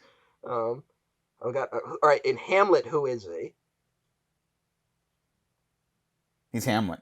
I don't know if he's a little too old to be Hamlet now. Is the problem? No, no, you age everyone up No, you know what to match with him. no, they can't age him up. That would fuck it up, you idiot. No, no, no, no. I don't care. Vin Diesel's in Hamlet. Like, what? Like, who cares? No, he could Like, be. You can kind of be right. He should be the ghost of Hamlet's father, who's also called Hamlet. okay, okay.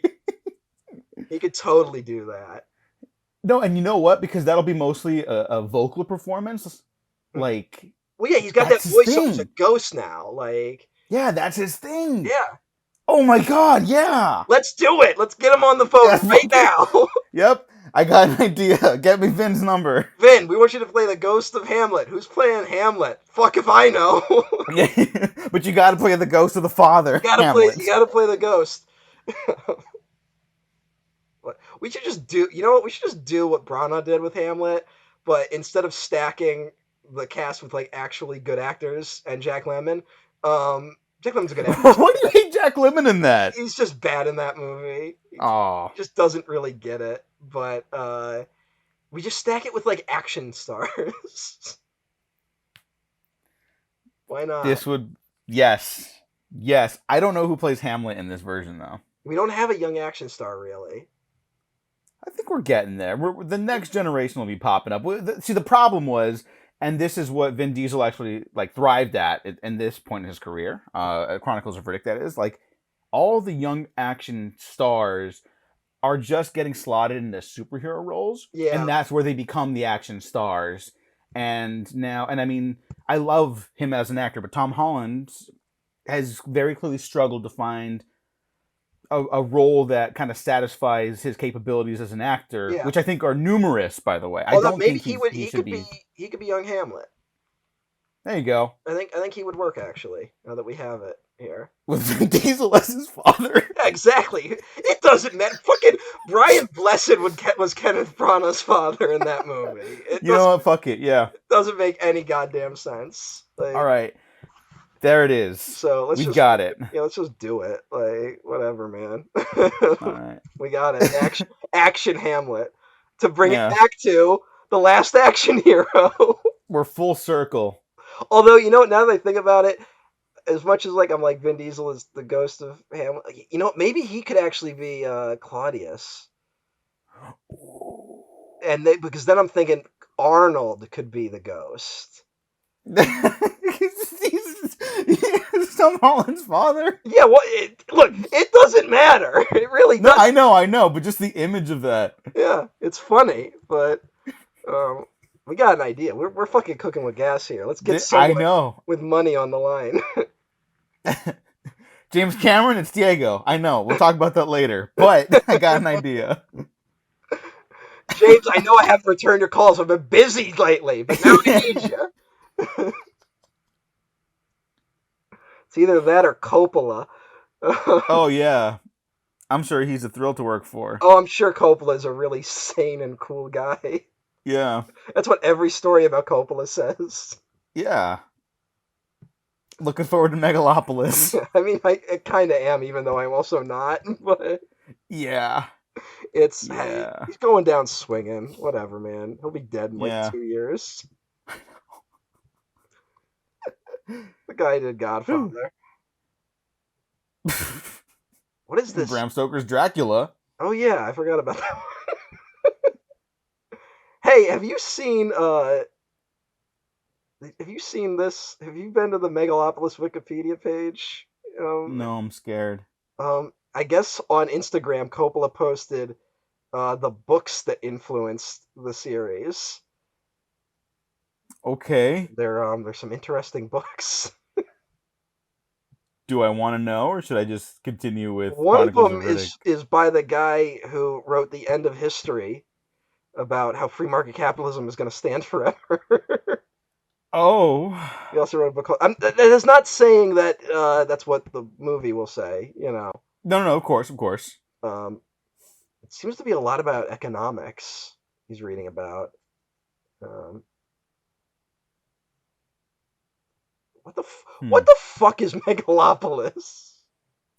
I have no idea. But I just know he's been trying to make it for fucking ever. he finally got the money. Everyone was happy, and then he's like, "Shia LaBeouf's in it," and everyone was like, I "God know. damn I it! know. God damn it!" Like, Fucking. I know. I mean, look, I don't know, but I think we both, as much as we don't want to admit it, we both kind of gave Nolan a pass on putting Casey Affleck in Oppenheimer.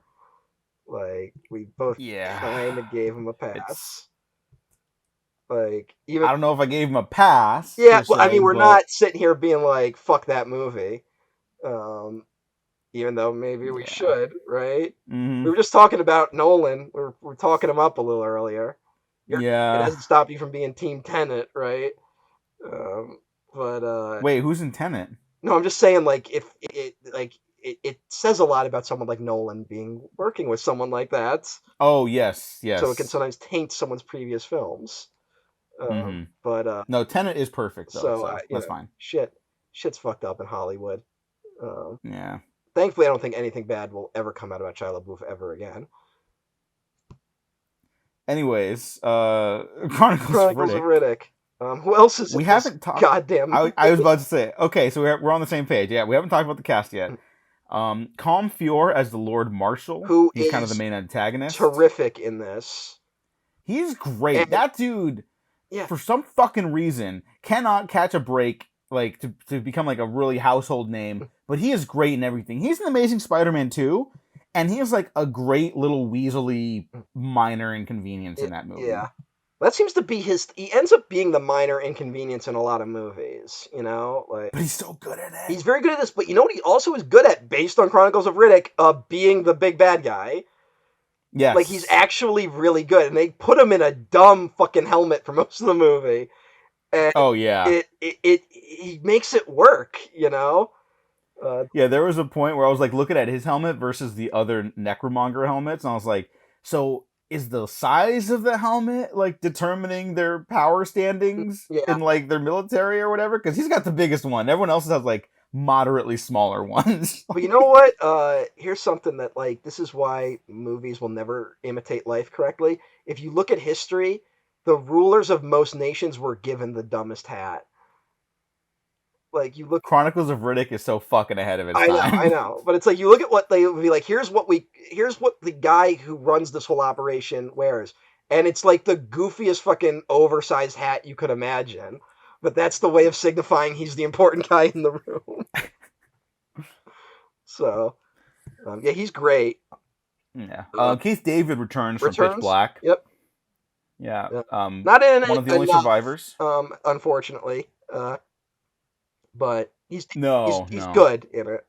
Um, Yeah, I mean it's Keith David. He's always he, good. yeah, I mean, yeah. When is that guy ever bad? You know. Yeah. But Alexa Davalos, who does not return from Pitch Black, but plays a returning yeah, character from Pitch recasting, Black. which threw me because I had forgotten that. Like, I was like, Yeah. doesn't someone from this movie? I was watching Pitch Black. I was like, someone from this movie carries over, but who is it? Like, I don't recognize any of the actors like as being the one. And I was like, oh, they recast her, and I think this actress does a very good job with the role. I will say, I think her casting I kind of brush up against a little bit. The evolution of Jack's character, now going by Kyra. Did I just dead name a fictional character? I hope I didn't just do that. I think so. They're credited as Kira. both on the Wikipedia page, but that's I did not mean to do that. Yeah, it's a complicated one, I guess. Just because like you have to establish that really quickly Well, because in the movie as well. I'll call them Kyra because even though it's not their Kira. in what is it?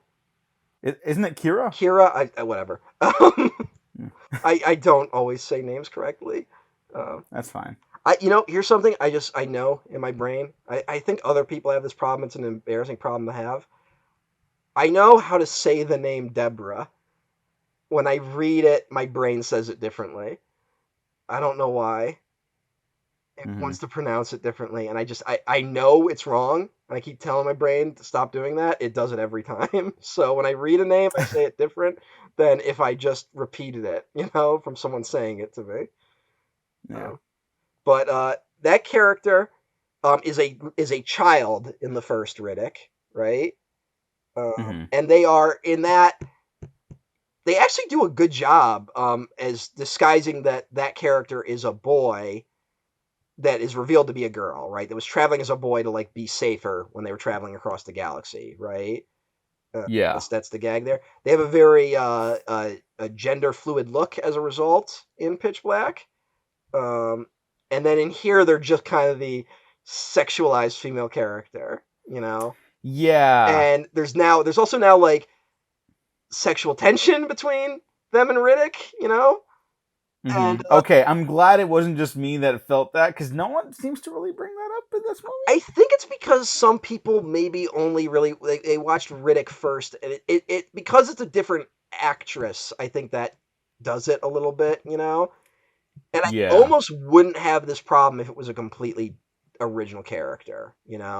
Yeah, yeah. I wouldn't either. It's worth mentioning that the initial actress from Pitch Black, Rihanna Griffith, was she wasn't asked to come back, but she auditioned to play the role in Chronicles of Riddick.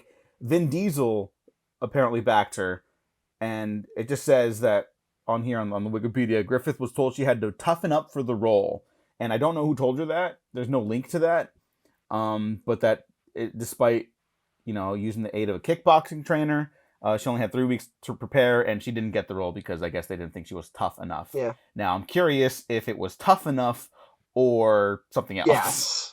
Yeah, I think Um, that might be or what it is. Although, um, Griffith's Wikipedia page reads like she might have written it herself. No offense to the woman, uh, yeah, who yeah. I'm sure is a fine person. Hasn't worked in a long time, and it's complicated. Yeah. Why that happened? It's one of the things I brush up against a little bit with this movie. It's an odd choice. Not the Hmm. worst, but like a little odd. Especially as someone who every time I think of because these were cable movies for me, like I said, and I watched them on cable a lot when they were on, but I never really would like. I didn't have a part of me that was like, now it's time to revisit the Chronicle of Riddick movies and then watch them both. This is probably the first time I've watched them both back to back ever, and it is a little jarring going from how the character is in Pitch Black to how the character is in Chronicles of Riddick. Yeah. You know, 'Cause I think it's just a little off. The actress, that's nothing against the actress though. Um, Yeah, yeah. Alexa Davalos also had a little stint on the series Angel that I really love, Her character not great in that show. Um, I'll say very Wait a similar. minute. Are you telling me that there was a female character that was portrayed in a not great way in a Joss Whedon TV show? Yes. um, But he made Buffy. He couldn't I possibly do anything wrong in that regard.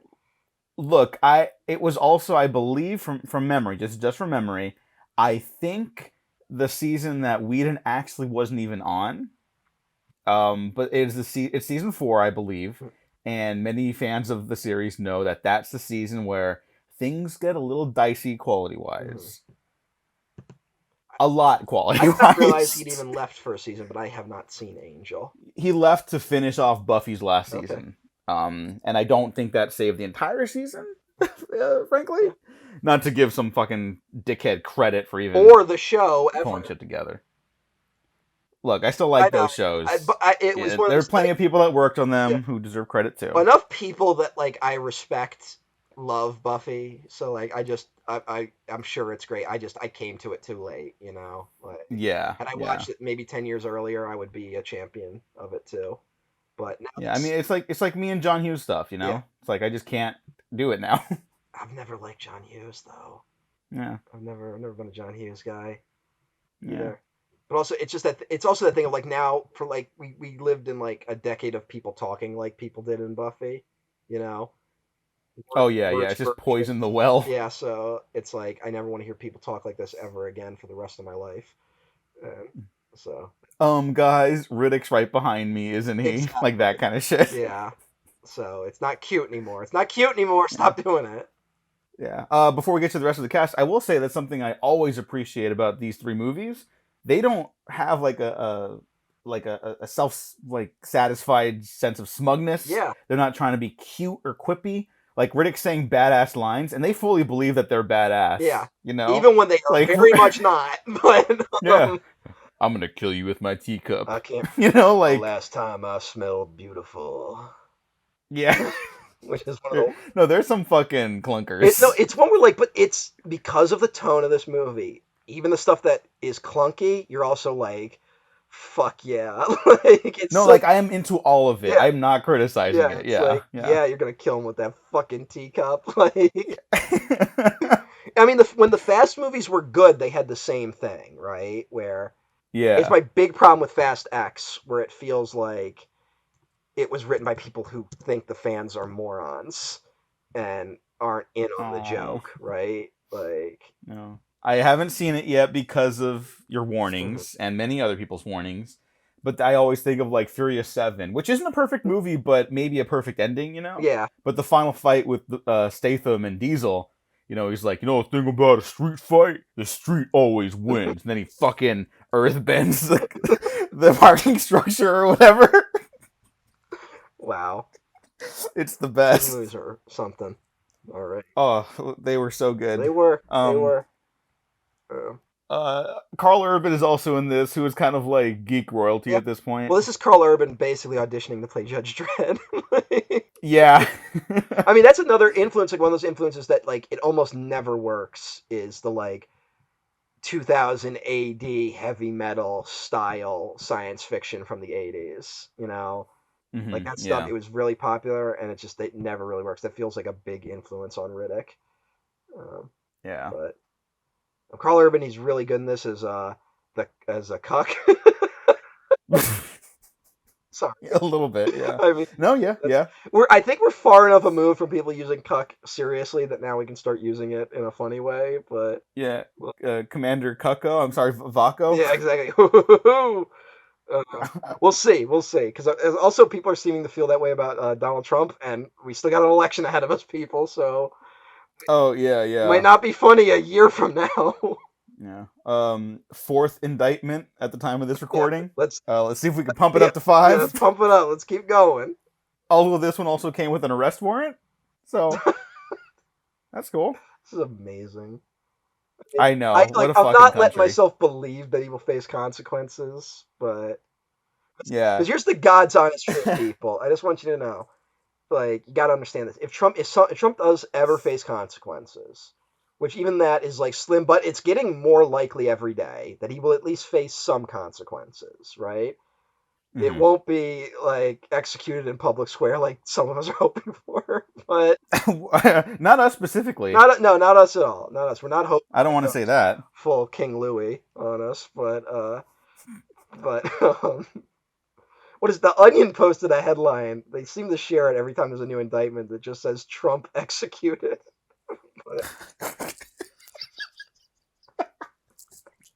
um, If only. well, I'll say um, this: what I really, we talked about what we really want is Donald Trump opening fire on a crowd and then running into a sewer. But that's Batman Returns. oh, okay. I was like, what the The Penguin fuck? opened fire on that crowd, ran, jumped off a bridge into the sewer. See, that's the problem with that comparison, which I have made multiple times too, is that Dan DeVito Penguin is so funny and gross and weird, and Donald Trump is just gross and like I want to like smash him with a Yeah, hammer, there's nothing, like he's an insect. there's nothing redeeming about that guy. No, But what was the point I was fucking making about I Donald have no Trump? fucking idea. Oh yeah, he might, even if he does face consequences, the next Republican that gets nominated will pardon him. The next Republican president we Oh have will yeah. 100% pardon Donald Trump. So Yeah, like not to spend too much more time on this, but I've seen some people who are not from the United States believing that like of course he's going to face consequences. Like I really don't like this cynical attitude. And it's like I get where that's coming welcome to from. America, fuckers. I completely do. And I'm not even like angry with them for saying that and like upset at people being cynical. Like I've been Yeah. there, you know? And hey, I hope you are right. I really fucking do. That is not how this country's Mm. worked, and there's really no evidence to suggest that he will face consequences for stuff that there is evidence Well, for. no, you no, know? no. He 100% did what he did, and Yeah, if any other person would do that, you would be executed. Frankly, like yeah, some of these things are treasonous. So yes. that's it's considered that treason is considered a very bad thing. But because he's Donald Trump, although if you read between the lines on all of this, not to be all conspiracy pilled on you, um, what it really feels like is the powers that be, not like the Illuminati, but like the military, right, and our intelligence agencies know that they can't trust Donald Trump in charge of those things ever again because he did such a Hmm. bad job. So they are quietly flexing, trying to get him to stop running for reelection, right? Like that's what it Hmm. feels like. But hey, um, it's fun to watch though. I need a win here, so Yeah, yeah, yeah, it is a little enjoyable to watch. Like, how many indictments is that yeah. now? It's like, oh, I could almost fit them all in one And hand. the You funny know? thing about it is, again, reading between the lines, how many times he was given the opportunity to not get arrested. That how many times the government came to him and be like, look, just cooperate and nothing will happen. And he just wouldn't do it. Like, that's really funny. Like they Yeah. gave it's so funny that he's turned this into like I'm a victim of a witch hunt when they've given him so many chances to not face consequences and his own Yeah. Just do this stupidity. thing and prove you're not a witch. It's that easy. We're not gonna indict you. It's like, well, I don't wanna. Yeah, No, no, no. exactly. Just do this, and we're not gonna burn you at the stake. No, no, no, no. Just do that one thing. Just the one. You don't have to do anything else. Just the one thing. No, I don't think I will. Okay, Like, all right. I will give you I will say I have never read a book on witchcraft, and it's like that's not what we asked. You gotta hand over all the documents, Donald. You not just some. It's like, yeah, but why should I? I was the president. I'm Donald Trump. And, well, Who has still never said he was not elected as the yeah, next president of the yeah. United States. And so they're gonna So, have to somehow prove in court that he didn't believe that. even though there's fucking, didn't he send out like those things from like his private residence, like still signed the president Yeah. of the United States, like which is illegal? Like, is that part of the indictment But stuff? where's the thing is that the problem is he's committed so many crimes as president that it really is a testament that he hasn't faced any consequences yet. Now, a big part of that is that a lot of our other politicians would have to face consequences as well, right? Like he Yeah. just all our other politicians are better at hiding the crimes they commit than Donald Trump was. Who just did them out in the open. And now it's just like it got to a tipping point. It is possible to be untouchable and commit too many crimes, apparently. So, what a Speaking of treason, Tanzaway Newton yes, is the wife of Carl Urban in this, and she's very much like a Lady Macbeth type in this, 100%. That's why which I find so it's a fascinating. lot This of whole fun. angle of like political intrigue in this. She's really camping it up No, too. she's having a blast. Oh yeah, it's so Everyone good. in this seems to know what type of movie they're in. Especially Dame Judi A Dench. 100%. Who apparently, the stories of Vin Diesel showed up at her dressing room with like a bunch of flowers and was like, "Can you be in Chronicles of Riddick?" And she was like, "I would have done it anyway, but it was very nice." is Vin Diesel is a student of cinema. is Judy He Dench? really Is is. Yeah, no, he is. It's one of those things where like because he's named Vin Diesel and because he looks like that, no one thinks he's actually that smart about the industry, and he's actually pretty smart about the industry. Um, but you're something about Judy Dench. Is she ever bad? No. Like, she seems to show up and do. She does her job whenever she needs to. And the only one I'm thinking of, obviously, is like Cats, which is pretty bad. But But she's not bad in it. yeah, but like that, no one could have saved that, right? Yeah, yeah, yeah. Um, what are you gonna do? Or how could I forget? She was in Artemis Fowl. Oh yeah, I've never seen Artemis Fowl though. Oh boy. Yeah, didn't look very good. Every streaming service gets the bright it I deserves. guess it looked really bad. Um oh Um, boy was it. As the Kenneth Branagh defender, I'm like, you know what? I can't really touch this she one. seems to be just like Branagh's person next. She's also in Belfast. Yeah, About yeah. her on the And Orient she's getting up Express. there. So, how about that? What's Yeah. the new one? A Haunting in Venice or whatever the fuck. Yeah, it's like a full on ghost story now. It's like fuck it, do Yeah, it. it is wild. We're like how much it's hysterical how bad the advertising was for Death on the Nile and how good the trailer was for A Haunting in Venice. I know. Oh, you know what? There you go. That's another franchise that seems to be pivoting to like, let's just get this character and put him in Yeah. situations. Well, I mean You know?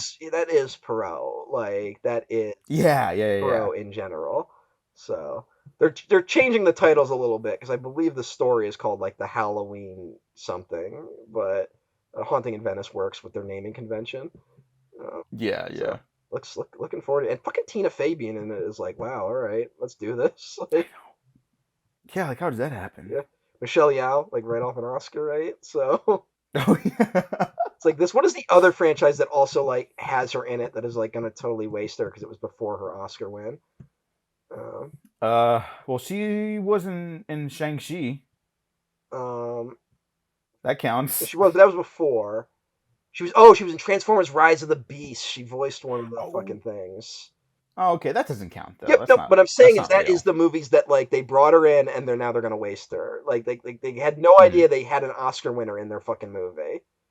Yeah, yeah, Like the yeah. other one is I think Killers of the Flower Moon, which has Brendan Fraser in it, and they're definitely putting Oh him in yeah. the trailer, but you can tell that whatever deal they signed, they're not allowed to say his name in the trailer, right? Like that they can't put. Aw. So now they can't do with Academy Award winning actor Brendan Fraser in the trailers. Now they can Yeah. use Well, his I'm image. sure it's a smaller role, No, anyways. that's fine, but they would totally use it for advertising. Like they Hmm. used McConaughey's name in Wolf of Wall Street, and he's only in like the first 20 minutes of that movie. Like, That's right. yeah, Yeah, you can yeah. do that. But oh, she's in Wicked. That's gonna be so bad. Oh, Michelle Yeoh. Yeah, it's like her That's two things coming disappointing. up are Wicked and Avatar 3 and 4. So Okay, well, she's got two good movies yeah, ahead of her. That's good to know. it's as much as I am the guy who's like, I don't fucking give a flying fuck about Way of Water bullshit. I am still looking forward to Avatar 3. So, because Yeah. I can't, as much as I was down on that movie, I cannot say there's nothing to them because clearly they keep bringing me back. But Yeah. I still want them to actually be good one of these days. So, I guess she's doing Well, a movie with they are, Cartoon but whatever. Network or something called The Tiger's Apprentice, based on What? an action adventure fantasy film. Um, I mean, Huh. why not? Sure. Michelle, yeah. I guess. Oh, Other people are in Chronicles of Riddick. I just want to shout yeah. out. They're much smaller roles. Nick Chinland as Toombs. He's kind of like the main mercenary guy chasing Riddick for the first like half of the movie. He's a lot of fun. He was like in Lethal Weapon 3 and Yeah, like Con he's Air. really fun. He feels a little bit like Discount Ron Perlman, but A little bit, he is yeah. very But good in this. Linus Roche, who is a great actor. Hmm. He's fucking. I mean, everyone saw Mandy and fell in love with his performance as like a ultimate creepy guy in that. But he is terrific in that.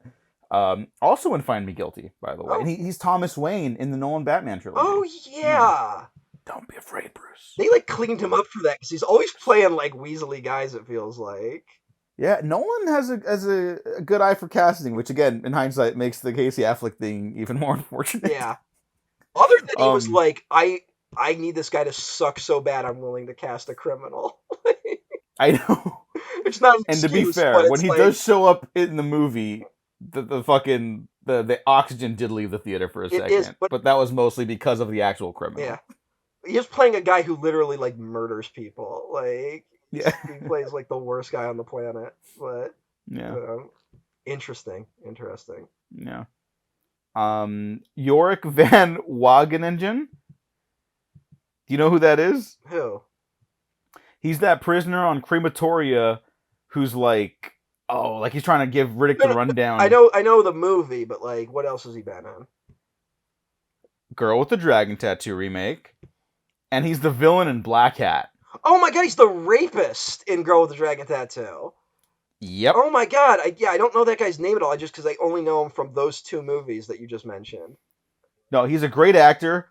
Also, unfortunate typecasting. Yeah, Black Um, Cat villain though might be one of my favorite villains. Like where they just keep cutting to him with like fucking like keyboards around his neck as he like types in a password that destroys the world or whatever the fuck. Like yeah, it's like people are fucking slept on that. People that have discovered Black Hat later seem to have enjoyed it more than the I initial I wave of do people that think saw it it. is the TV cut that does it though. Like I think the theatrical cut kind of throws people a little.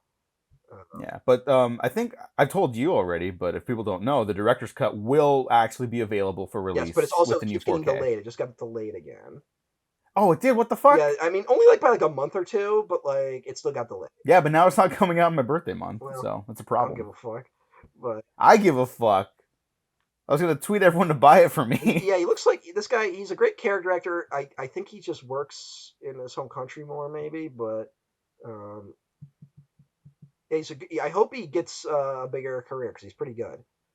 Um, Yeah, yeah, he is great in Black Hat. So yeah. And there's other people in the movie. They're not nearly as big. But the cast is totally game for what's going on here, mhm. and everyone's just so committed. I guess maybe I'm just not used to people being so committed to something so ridiculously goofy. Like I think this is maybe the nerdiest thing Vin Diesel's ever done. No, And I saw The Last Witch Hunter. yeah, 100%. But it also is just nerdy. It's one of the nerdiest movies ever made. Like it really is. You know. Mm, Can you yeah. think of like what's an equivalently nerdy movie? That's also like basically an original property. Yeah, well, you can also if you want to do adaptation. I mean, here's what's another thing I think this is influenced by is like Warhammer 40K, right? And Hmm. that right now has that kind of nerd stigma. Like you kind of need to be a little deep in the nerd trenches to understand Warhammer, right? Like, and Yeah. but it is getting a is it a movie, or is it a TV series?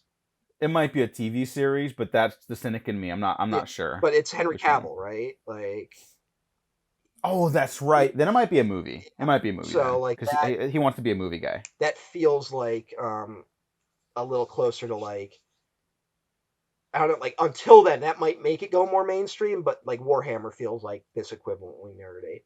Or hell even Final Yeah. Fantasy kind of has that vibe a little bit. Like Hmm. um I think maybe has a little more appeal. Maybe if you go like a little deeper, like um, what's a deeper one? I mean, the big one is actually related to a movie that came out this year, Dungeons and Oh Dragons. yeah, Dungeons and Dragons still has that stigma. Yeah. Yeah, it's never been more popular, arguably, Mhm. but it definitely there's still the stigma to it, and I think that's a reason why the movie didn't do that well. Even Yeah. though everyone who watches it's like, no, that was really Yeah. fun, you know. Although I think if a recent video game is anything to go by, I don't know if you know, there's a game that came out fairly recently. Um, For Dungeons and Dragons, yes. I did not know that. What games have come out recently? Dude, I don't know. You don't know anything? um, I don't. No, like I don't know video game stuff anymore. It's like you told me about the Alien Yeah, RPG or I whatever was that came genuinely out, surprised you RTS one. hadn't heard of that. I am so unplugged from video game stuff. Like I barely All right, well know here's even here's a hint. Pokemon. Here's a hint. It is referenced in the Dungeons and Dragons movie. Is it about those red witches or No, no, whatever? they Red wizard? mention a city or a location. It's like we could make a run for blah blah blah. Yeah, I got nothing. I'm Baldur's sorry. Gate. Gate 3 just Oh, dropped is that. that what that Yeah, is? it's set in the Forgotten Realms, Dungeons and Dragons. And Okay. here's the thing. I think part of the appeal of those is it doesn't say Dungeons and Dragons Baldur's Gate, right? It doesn't even say Mhm. Forgotten Realms Baldur's Gate. The series is just called Baldur's Gate, right? Yeah. So next time, don't call the movie Dungeons and Dragons. For whatever reason, I know they think it has wide appeal. It doesn't. You Mhm. call it something else. You call it Baldur's Gate, right? You Yeah. you call it like Icewind Dale or Neverwinter Nights. Like they say Neverwinter like 7 times in that fucking movie, which is another setting. And it's a series of video games that again they call those games Neverwinter Nights. They do not say Dungeons and Dragons anywhere on the cover. So mhm. that is the hint. There's probably you probably know a few series that like are popular that you don't realize are Dungeons and Dragons related. Like that's Probably. just how it is. So I think that is the mistake. And I also think it's the mistake of this movie. This, as much as I love the fact that there's a fucking movie out there called The Chronicles of Riddick, it feels like it was a mistake calling this movie The Chronicles of Riddick. But also, what else do you call Well, that's the it? other thing. I can't think of a better title because it would have to be something like The Knife of the Necromancer, Necromongers, or something like that, right? Like, Yeah. Well, there's also the video game Escape from Butcher yeah, that's a Bay. great title. Yeah, it's a great title. It's a great Yeah, video it's game. all it regularly makes the list of greatest video games of all time.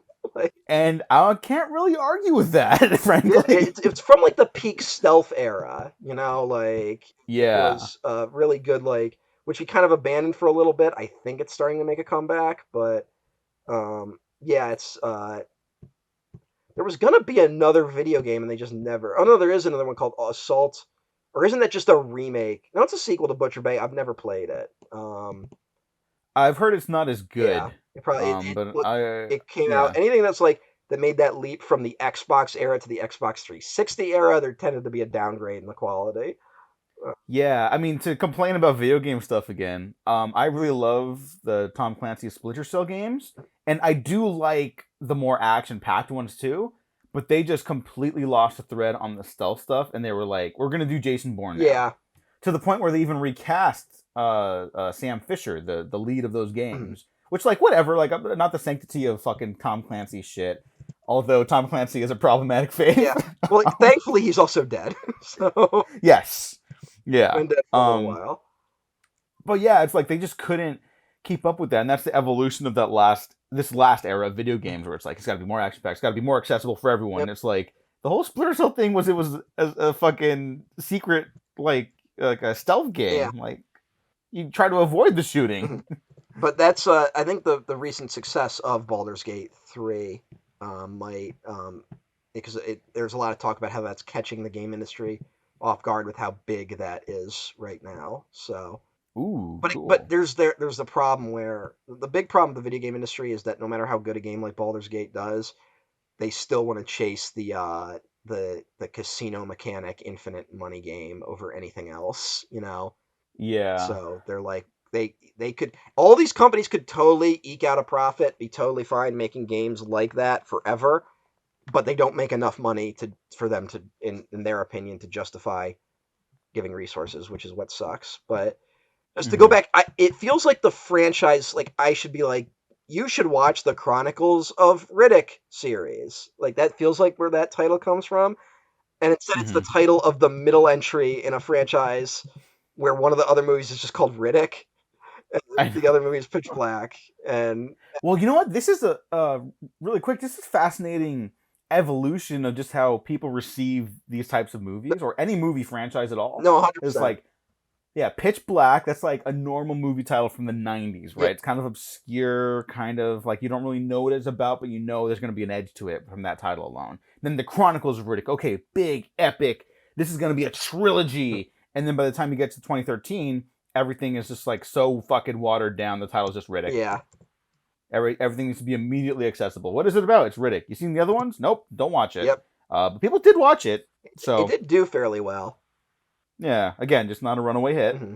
Um, but I do think it's the best one. Hmm. So I'll have to rewatch. and again, I saw it once in theaters and liked it. For whatever reason, I didn't revisit it.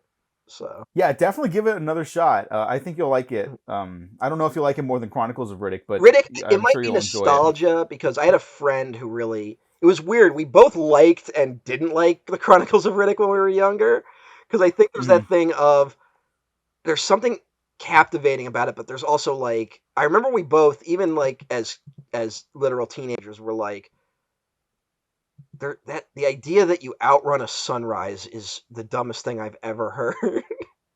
Which is a sequence in it, but we found it engaging enough that we kept watching it. Like, so we both liked it, but like kind of were like we don't know if it's actually a good movie. We had a few of those where I mean, like yeah. I remember that movie Sahara, I which I do. don't know if that's actually a good movie, but we did watch it a bunch of times. That's another one we could totally do for the failed Oh shit, yeah. blockbusters. Um, Not sure if it's interesting enough, other than I think Clive Cussler being a bit of a maniac and like shit talking that movie before it came out. Uh, Steve Zahn's always great, and it's got Penelope Cruz. Can't go wrong can't there. go wrong, uh, Nope. except it did. But Nope. that's a notorious bomb. I'm trying to think of what else. Uh, I guess the other thing is that like it is kind of because of the way it's structured, it is a bit. It does feel like a D&D campaign a little bit of like here's what we're doing now, and now we're here, and now we're here. Like it does. It feels a little bit like, but it works, right? These aren't complaints Yeah. on my end. Yeah, yeah. Um, so do you want to talk about Which is also why you probably struggle to find a title for the Chronicles of yeah, Riddick movie, but I because think that like, I think they only yeah, struggle with it in retrospect. Like if they, like I said, if they called this movie like the Dagger of the Necromongers or whatever, I think we would be like that. That title is as playable as the Chronicles of Riddick. They're both not great, but we yeah, would be sitting here being like, well, what else do you call the movie? Like yeah. thinking that. And again, I do actually like the title Chronicles of Riddick. I'm just trying to think like I'm putting the Mm. fucking producer But hat yeah, on producer hat, because and I'm a also just fucking like idiot. when I want to put these movies on my goddamn shelf, where do I put them? Yeah. The Chronicles of Riddick, Pitch Black. The Chronicles of Riddick, The Chronicles of Riddick. The Chronicles of Riddick, Riddick. But I mean, it says on the DVDs I have, it says Pitch Black, no Chronicles of Riddick mentioned at all, and then Chronicles of Riddick, so they can't go next to each other on my shelf. It's not I mean, alphabetical. they could. It's not They alphabetical. could. Oh my god. I might have bought the box set of the Nolan Dark Knight trilogy just so I could put it together on the shelf. Yeah, that's probably better. So They got to do that for Riddick now. maybe that's, you know what, I'll wait till if they do a 4K of them. You know, Yeah, I've been when the going fourth through one my comes out. DVDs and being like, what do I want to own in like higher quality? And I just go like, all right, when they finally announce a 4K for that movie, I'll get it. So, Hmm. although didn't the Spider-Man 4Ks just come out and they kind of like fucked them up? Yeah, it's some of the audio Yeah, stuff. And I have them, and it's a bummer. that's a shame. So, Yeah, they instead of like separating like the audio tracks, they kind of just they clearly just did a quick pass on all of it and kind of just blended them together Yeah. instead of working on them individually. And this sucks. I don't think they were overseen by the people that made the movies. And if they were, and I'm wrong, then they made a mistake. Yeah. Sorry. Yeah. Hey, someone out there, direct me to a database that is comprehensive in comparing different versions of things, like home video versions. Because the internet is getting harder to just Google these things on. So the only way I usually know these things is through what people just randomly post and retweet onto my timeline on film Twitter. So, Yeah, uh, yeah. Like half the stuff I find out about, like what the fuck, in like a new video release, it's from Devin Scott, who does the "How Would Lubitsch Do It" yeah. podcast, and it's always very upsetting to see something get fucked up. So maybe it's time to start a new online database since all the other ones have, Yeah, have turned terrible in recent years. yeah. Uh, but you want to talk about the ending of Chronicles of Riddick? I do actually, because I think that moment goes crazy No, no, hard. it is one of the best endings ever to a movie. No, Like, all right. So in the final showdown, right, you got Carl Urban and Tandaway Newton trying to angle to get to take the throne of the Necromongers from the main antagonist. You got Vin Diesel basically just trying to avenge Kira, and Judi Dench who's trying to pivot Riddick into like this messianic figurehead. And all these different things come to a head. They end up kind of colliding, and Vin Diesel is the guy who does a killing blow. Tandaway Newton goes full camp and like she does this great like yeah. no, and it's so good. Riddick's heartbroken because Kira's been killed. He leans back to like basically just like deal with the Yeah. loss of everything he's known in the franchise. He leans back into the throne, and so the Necromongers all just assume he's taking the throne for himself, and they have this like they establish Well, it's this not just this it's method. not just that they're assuming that. That is what their religion teaches. Yeah, That if you do it teaches this, like you keep what you kill, yeah, right? That's the saying. yes, Um, so he sits back in the chair, his hands in his head, and this is when Toei does come to play as a director. Like I was kind of criticizing him a little bit for not really getting like the money shots or being I very think like they understood how expansive. hard this ending goes. But Uh huh. they got it. They pull back. They reveal Riddick sitting on the chair on the throne, and the Necromongers all start bowing to him. And then you just get that close up where he goes, "You keep what you kill." It's Credits. so good. It's so good to the point where I'm like, what do you even do for another movie? Mm, And because this movie was a box office bomb, you basically have to go back to doing Pitch Black. yeah. But that's okay. That's okay. It's still good. I Mm. promise. I do wish we could see Um, what the original plan was, I know. but I would love to interview David Tui and Vin Diesel about whoever it. owns the rights, like whoever's got like, because it's also where we're like Pitch Black is like credited to like three other people, but they kind of just wrote a film that was kind of an alien Mm-hmm. ripoff, and then Tui comes in and kind of puts Riddick into it. Yeah. But those people still get credit for creating the character. Uh, Mm-hmm. I wonder who owns the rights. Like, I wouldn't mind if they like tried to do like more weird spin-off stuff like they did with the video games. Although it's funny, I think even though the first video game was great, and I think it took people a while to admit it was great because no one wanted to admit a Chronicles of Riddick game was great. It felt like Yeah. that was a bit of a slow burn on terms of people being like, you know what, that's actually pretty good. And now it's like recognized that I wouldn't mind if they kept trying to be like, let's do Riddick stuff. Here's a Riddick book. Here's a Riddick, comic. I don't want them to go full Star Wars crazy because what happens there is there ends up being too much, and then you can't keep Mm-hmm. track of what the fuck is going on, and the quality control really drops. Yeah, but if it's those two Yeah, guys, like Vin Diesel and it's Toei, just too, and like you just like get like worker guys who like know what they're doing with genre stuff to work on it, just oversee it, and just put like maybe like one out every few years or something. I wouldn't mind it. yeah. I'd love to see it. So, uh, Um, but yeah, I mean, I think the problem with that is just it didn't even make enough money to kind of yeah. warrant that approach, I unfortunately. mean, that video game, Um, the second one does come like 5 years after this movie. So mhm. someone still thought there was gas in the tank. And then we did eventually get Riddick, but Yeah, that was after the fast boom that happened. yeah. I mean, and I don't know how many people know this, but the reason Diesel's even in Tokyo Drift, not just before he has to go back to Fast to kind of like, unfortunately, salvage his career cred a little bit, but the reason he's in Tokyo Drift is he made a deal with Universal to get the rights to the Riddick character. Mm. He's the owner of the Riddick franchise That's now. pretty cool, actually. That You know what? Like, is, I don't know really how I feel about Vin Diesel, but what's really going on with that guy? Because there seems to be a lot. But that's pretty. That's honestly pretty cool. So, yeah, good for him. yeah. And so him and Toy then worked on Riddick as a concept for a couple years. They eventually get like a script going. Um, it was one of those scripts that got like reviewed on those websites that used to review scripts, Mhm. and it got like I believe like heavily criticized. If I'm remembering properly, maybe I'm not. Maybe it was better received, but it had to be back down to like the skeletal narrative of Pitch Mhm. Black. And Toei even assumed he was gonna have to do it like as an independent production, Mhm. like because they didn't think Universal was gonna release it. They eventually do release Riddick, thankfully, I mean, I think but they Universal again was it smart was like enough, basically an independent but I production. do think Universal was smart enough to be like, who knows? Riddick could hit. Like, I think they understood, like, keep the budget low. Maybe Riddick will hit better this time. And like Vin Diesel's enough. It's a name. Let's give it a shot. Like, I think they understood that it was worth rolling those dice, right?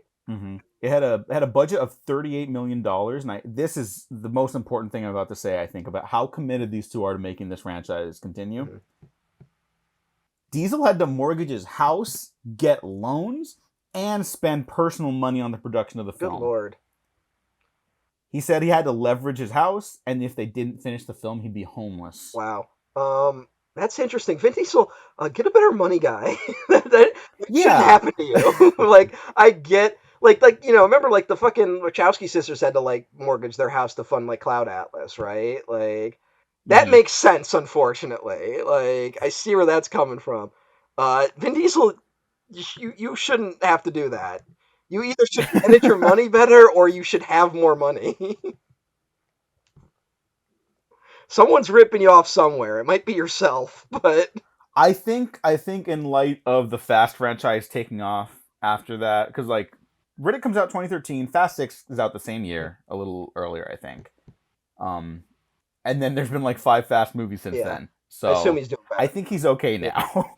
So, but um, if I had the but money, yeah, I would be calling him up, being like, "What's your number? Let's do another Riddick. I'll finance 3 Riddicks back to back." I so The would people are too. in the streets chanting, "Riddick, Riddick." Yeah. And then one guy in the corner, Richard B. Riddick, Richard And B. he just Riddick. gets hit with a fucking fine. um, yeah, there's plans to do the fourth Riddick film. Back in May 2020, Vin Diesel did an Instagram post where he talked about the pre-production has finally moved into the storyboarding phase, But that's Vin Diesel. and it would be Like rated that's the R. thing about Vin Diesel, where he just says things all the time now, like where you don't know what he means. Uh So, huh. No, no, no. You're right. I'm just reporting what is out there and that already. was right before the pandemic, so things have probably shifted since then.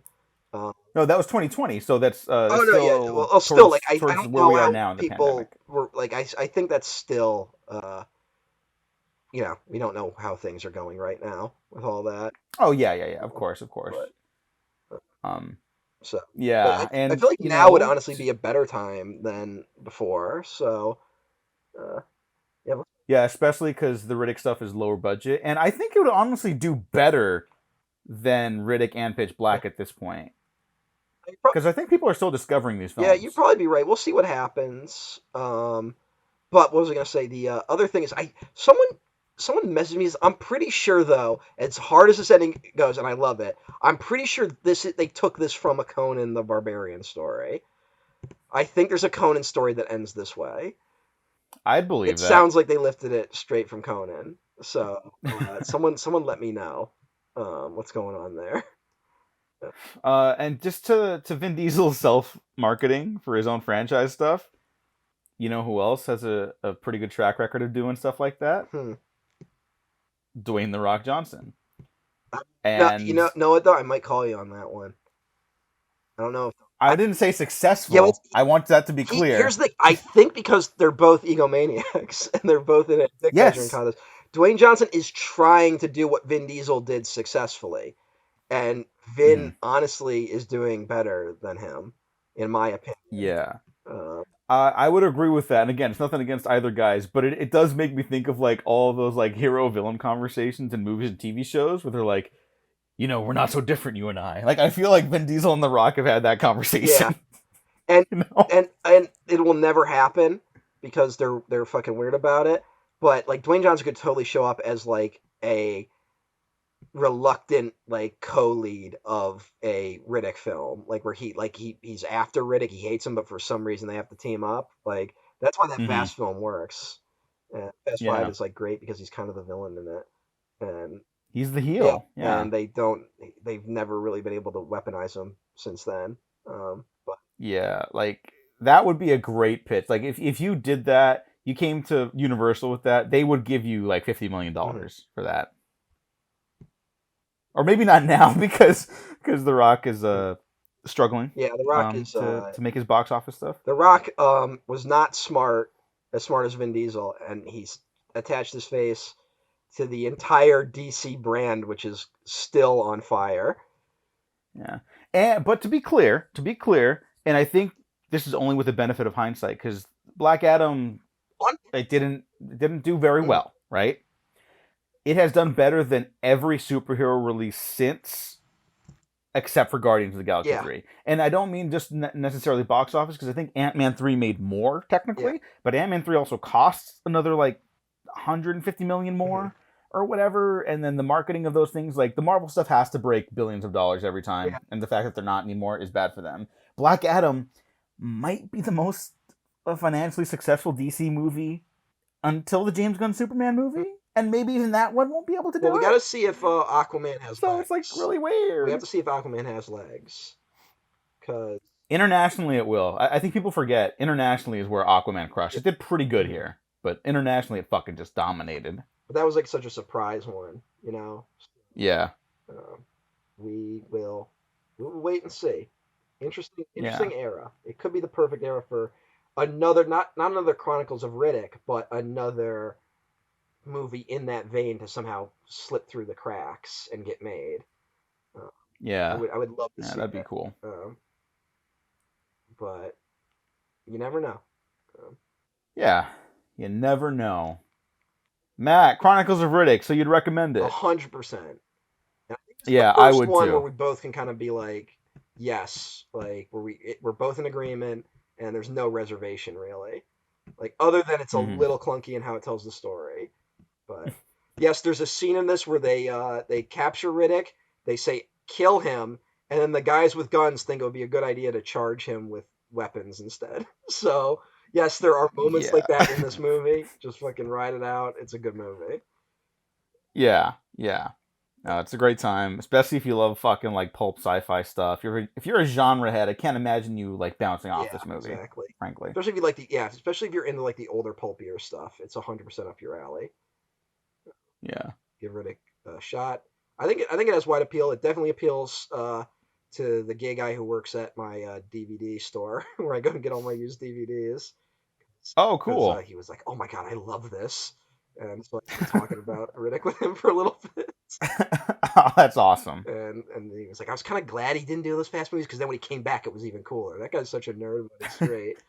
He's the nicest guy. Like he talks with everyone who buys anything from that store. Well, but see, Riddick brings people I together. guess, yeah. Yeah, But he loves it's all good. fucking movies. Um, but Matt, do you know what else brings people together? what's our next movie? Our next movie, Heaven's Gate. Oh boy! I don't Yes! know if that brings people Oh, together. Heaven's Gate. That brings everyone together. I mean, But Yeah. another group called Heaven's Gate certainly brought people together, but not. Oh, whatever do We're you not mean talking by about that? them. We're not talking about them. We're talking about the Okay. Western. We're talking about the. Yeah. So yeah, when you Google Heaven's Gate to find a copy of it, make sure you go Heaven's Gate Western because another thing will come up way earlier. Um, Yeah. Even on the Wikipedia page, Heaven's Gate film for the religious cult. See Heaven's Gate religious group in quotations 100%, or parentheses. hundred Um. percent. So Oh boy. Heaven's Gate, and that makes sense with fucking. We're talking about Mike Medavoy here. That's it. Heaven's Gate 100% gets made because Mike Medavoy left United Artists. That's what opened that window. So it's odd that we've been making Whoops. these connections to these movies over and over again. Yeah, we thought this was going to be kind of a more chill, boring retrospective, considering like the movies we chose. But no, it has been consistently interesting to talk about a bunch of Yeah, shit relating to the movies and often the movies yes. themselves. And I didn't go on a rant about furries this time. Thank you. I couldn't remember if something like that, if there was someone who was like furry adjacent in this movie, but it didn't happen. I forgot I No, there also are those. brought it up on the Final Fantasy episode. So I've been reading a lot. There's the. I've been reading a lot of shit lately, people. So All right, there's the weird like cat rock alien monsters. yeah, but they're like more just monsters. They're cool Yeah. though. Although But Riddick gets oh one, yeah, so there is that one moment where it's like animals get it, or whatever. no, he doesn't say that. What the No, he says fuck? like He's animals, like, he says like it's an animal thing. That's what he says. yeah, Yeah, because he was yeah, trying to be like, see, I'm like, it's like he's an animal. Like, it's yeah. like they relate to me. So he probably has a persona. Uh, I don't know about but that. there's no Anyways, way I'll be able to bring it up in Heaven's Gate, so don't worry. hey, you never know. I mean, I You never guess. Who know. knows? Maybe something happens between now and then where we have to discuss it. What's Michael Cimino up to? Being dead. Yeah, So, yeah, strange character, that Michael Cimino. yeah. All those new Hollywood guys. Yeah, but he's like definitely one. I don't even think the other new Hollywood guys liked him, which is something. Oh, why? Why not? This is supposed to be a bit of an intense guy. No. Um, we'll talk Really, about. the director of the Deer Hunter is an intense guy. Yeah, yeah, you know. Hey, we'll talk about it. Yeah. Uh, yeah, All right, Matt. Thanks for listening, or thanks for joining me. yeah. I was at a great time listening to this episode. Thanks for joining me. Links down. I'm gonna stop plugging our stuff. I'm just gonna put it in the description so we don't have to plug everything all the time. Yeah, And until because we know what fertile ground we land on in yeah, hopefully the next year. I have officially started using the Discord and not just saying I'm gonna start to use the Discord. So if you want to hang out, I'll put a link to that down below. I don't know how Discord works, so if that's not how I get people involved in it, I'll talk about how to get involved next time. I don't know. Fucking Matt and I are recording this over Discord now instead Yeah, of we've Zoom. moved to Discord. We don't understand it in any capacity. Yeah, like this morning I was like, yeah, I'm calling you right now, and I was like, wait, how the fuck do I call him? Like I forgot. But I'm just trying. yeah, I have my own section. I just keep trying to post stuff that I think are hints as to what we're going to be talking about on upcoming episodes. So, yeah. All right, so check out all the stuff over there. Check out all of our stuff everywhere. Blue Sky links down all below. It's all there. it's all there. Thanks for listening. Thanks for watching. Like and subscribe. If you didn't like this episode, like and subscribe anyways, because you might find something you do like Chronicles of Riddick. All right, goodbye, everyone. We have been professionally unprofessional. Bye bye now.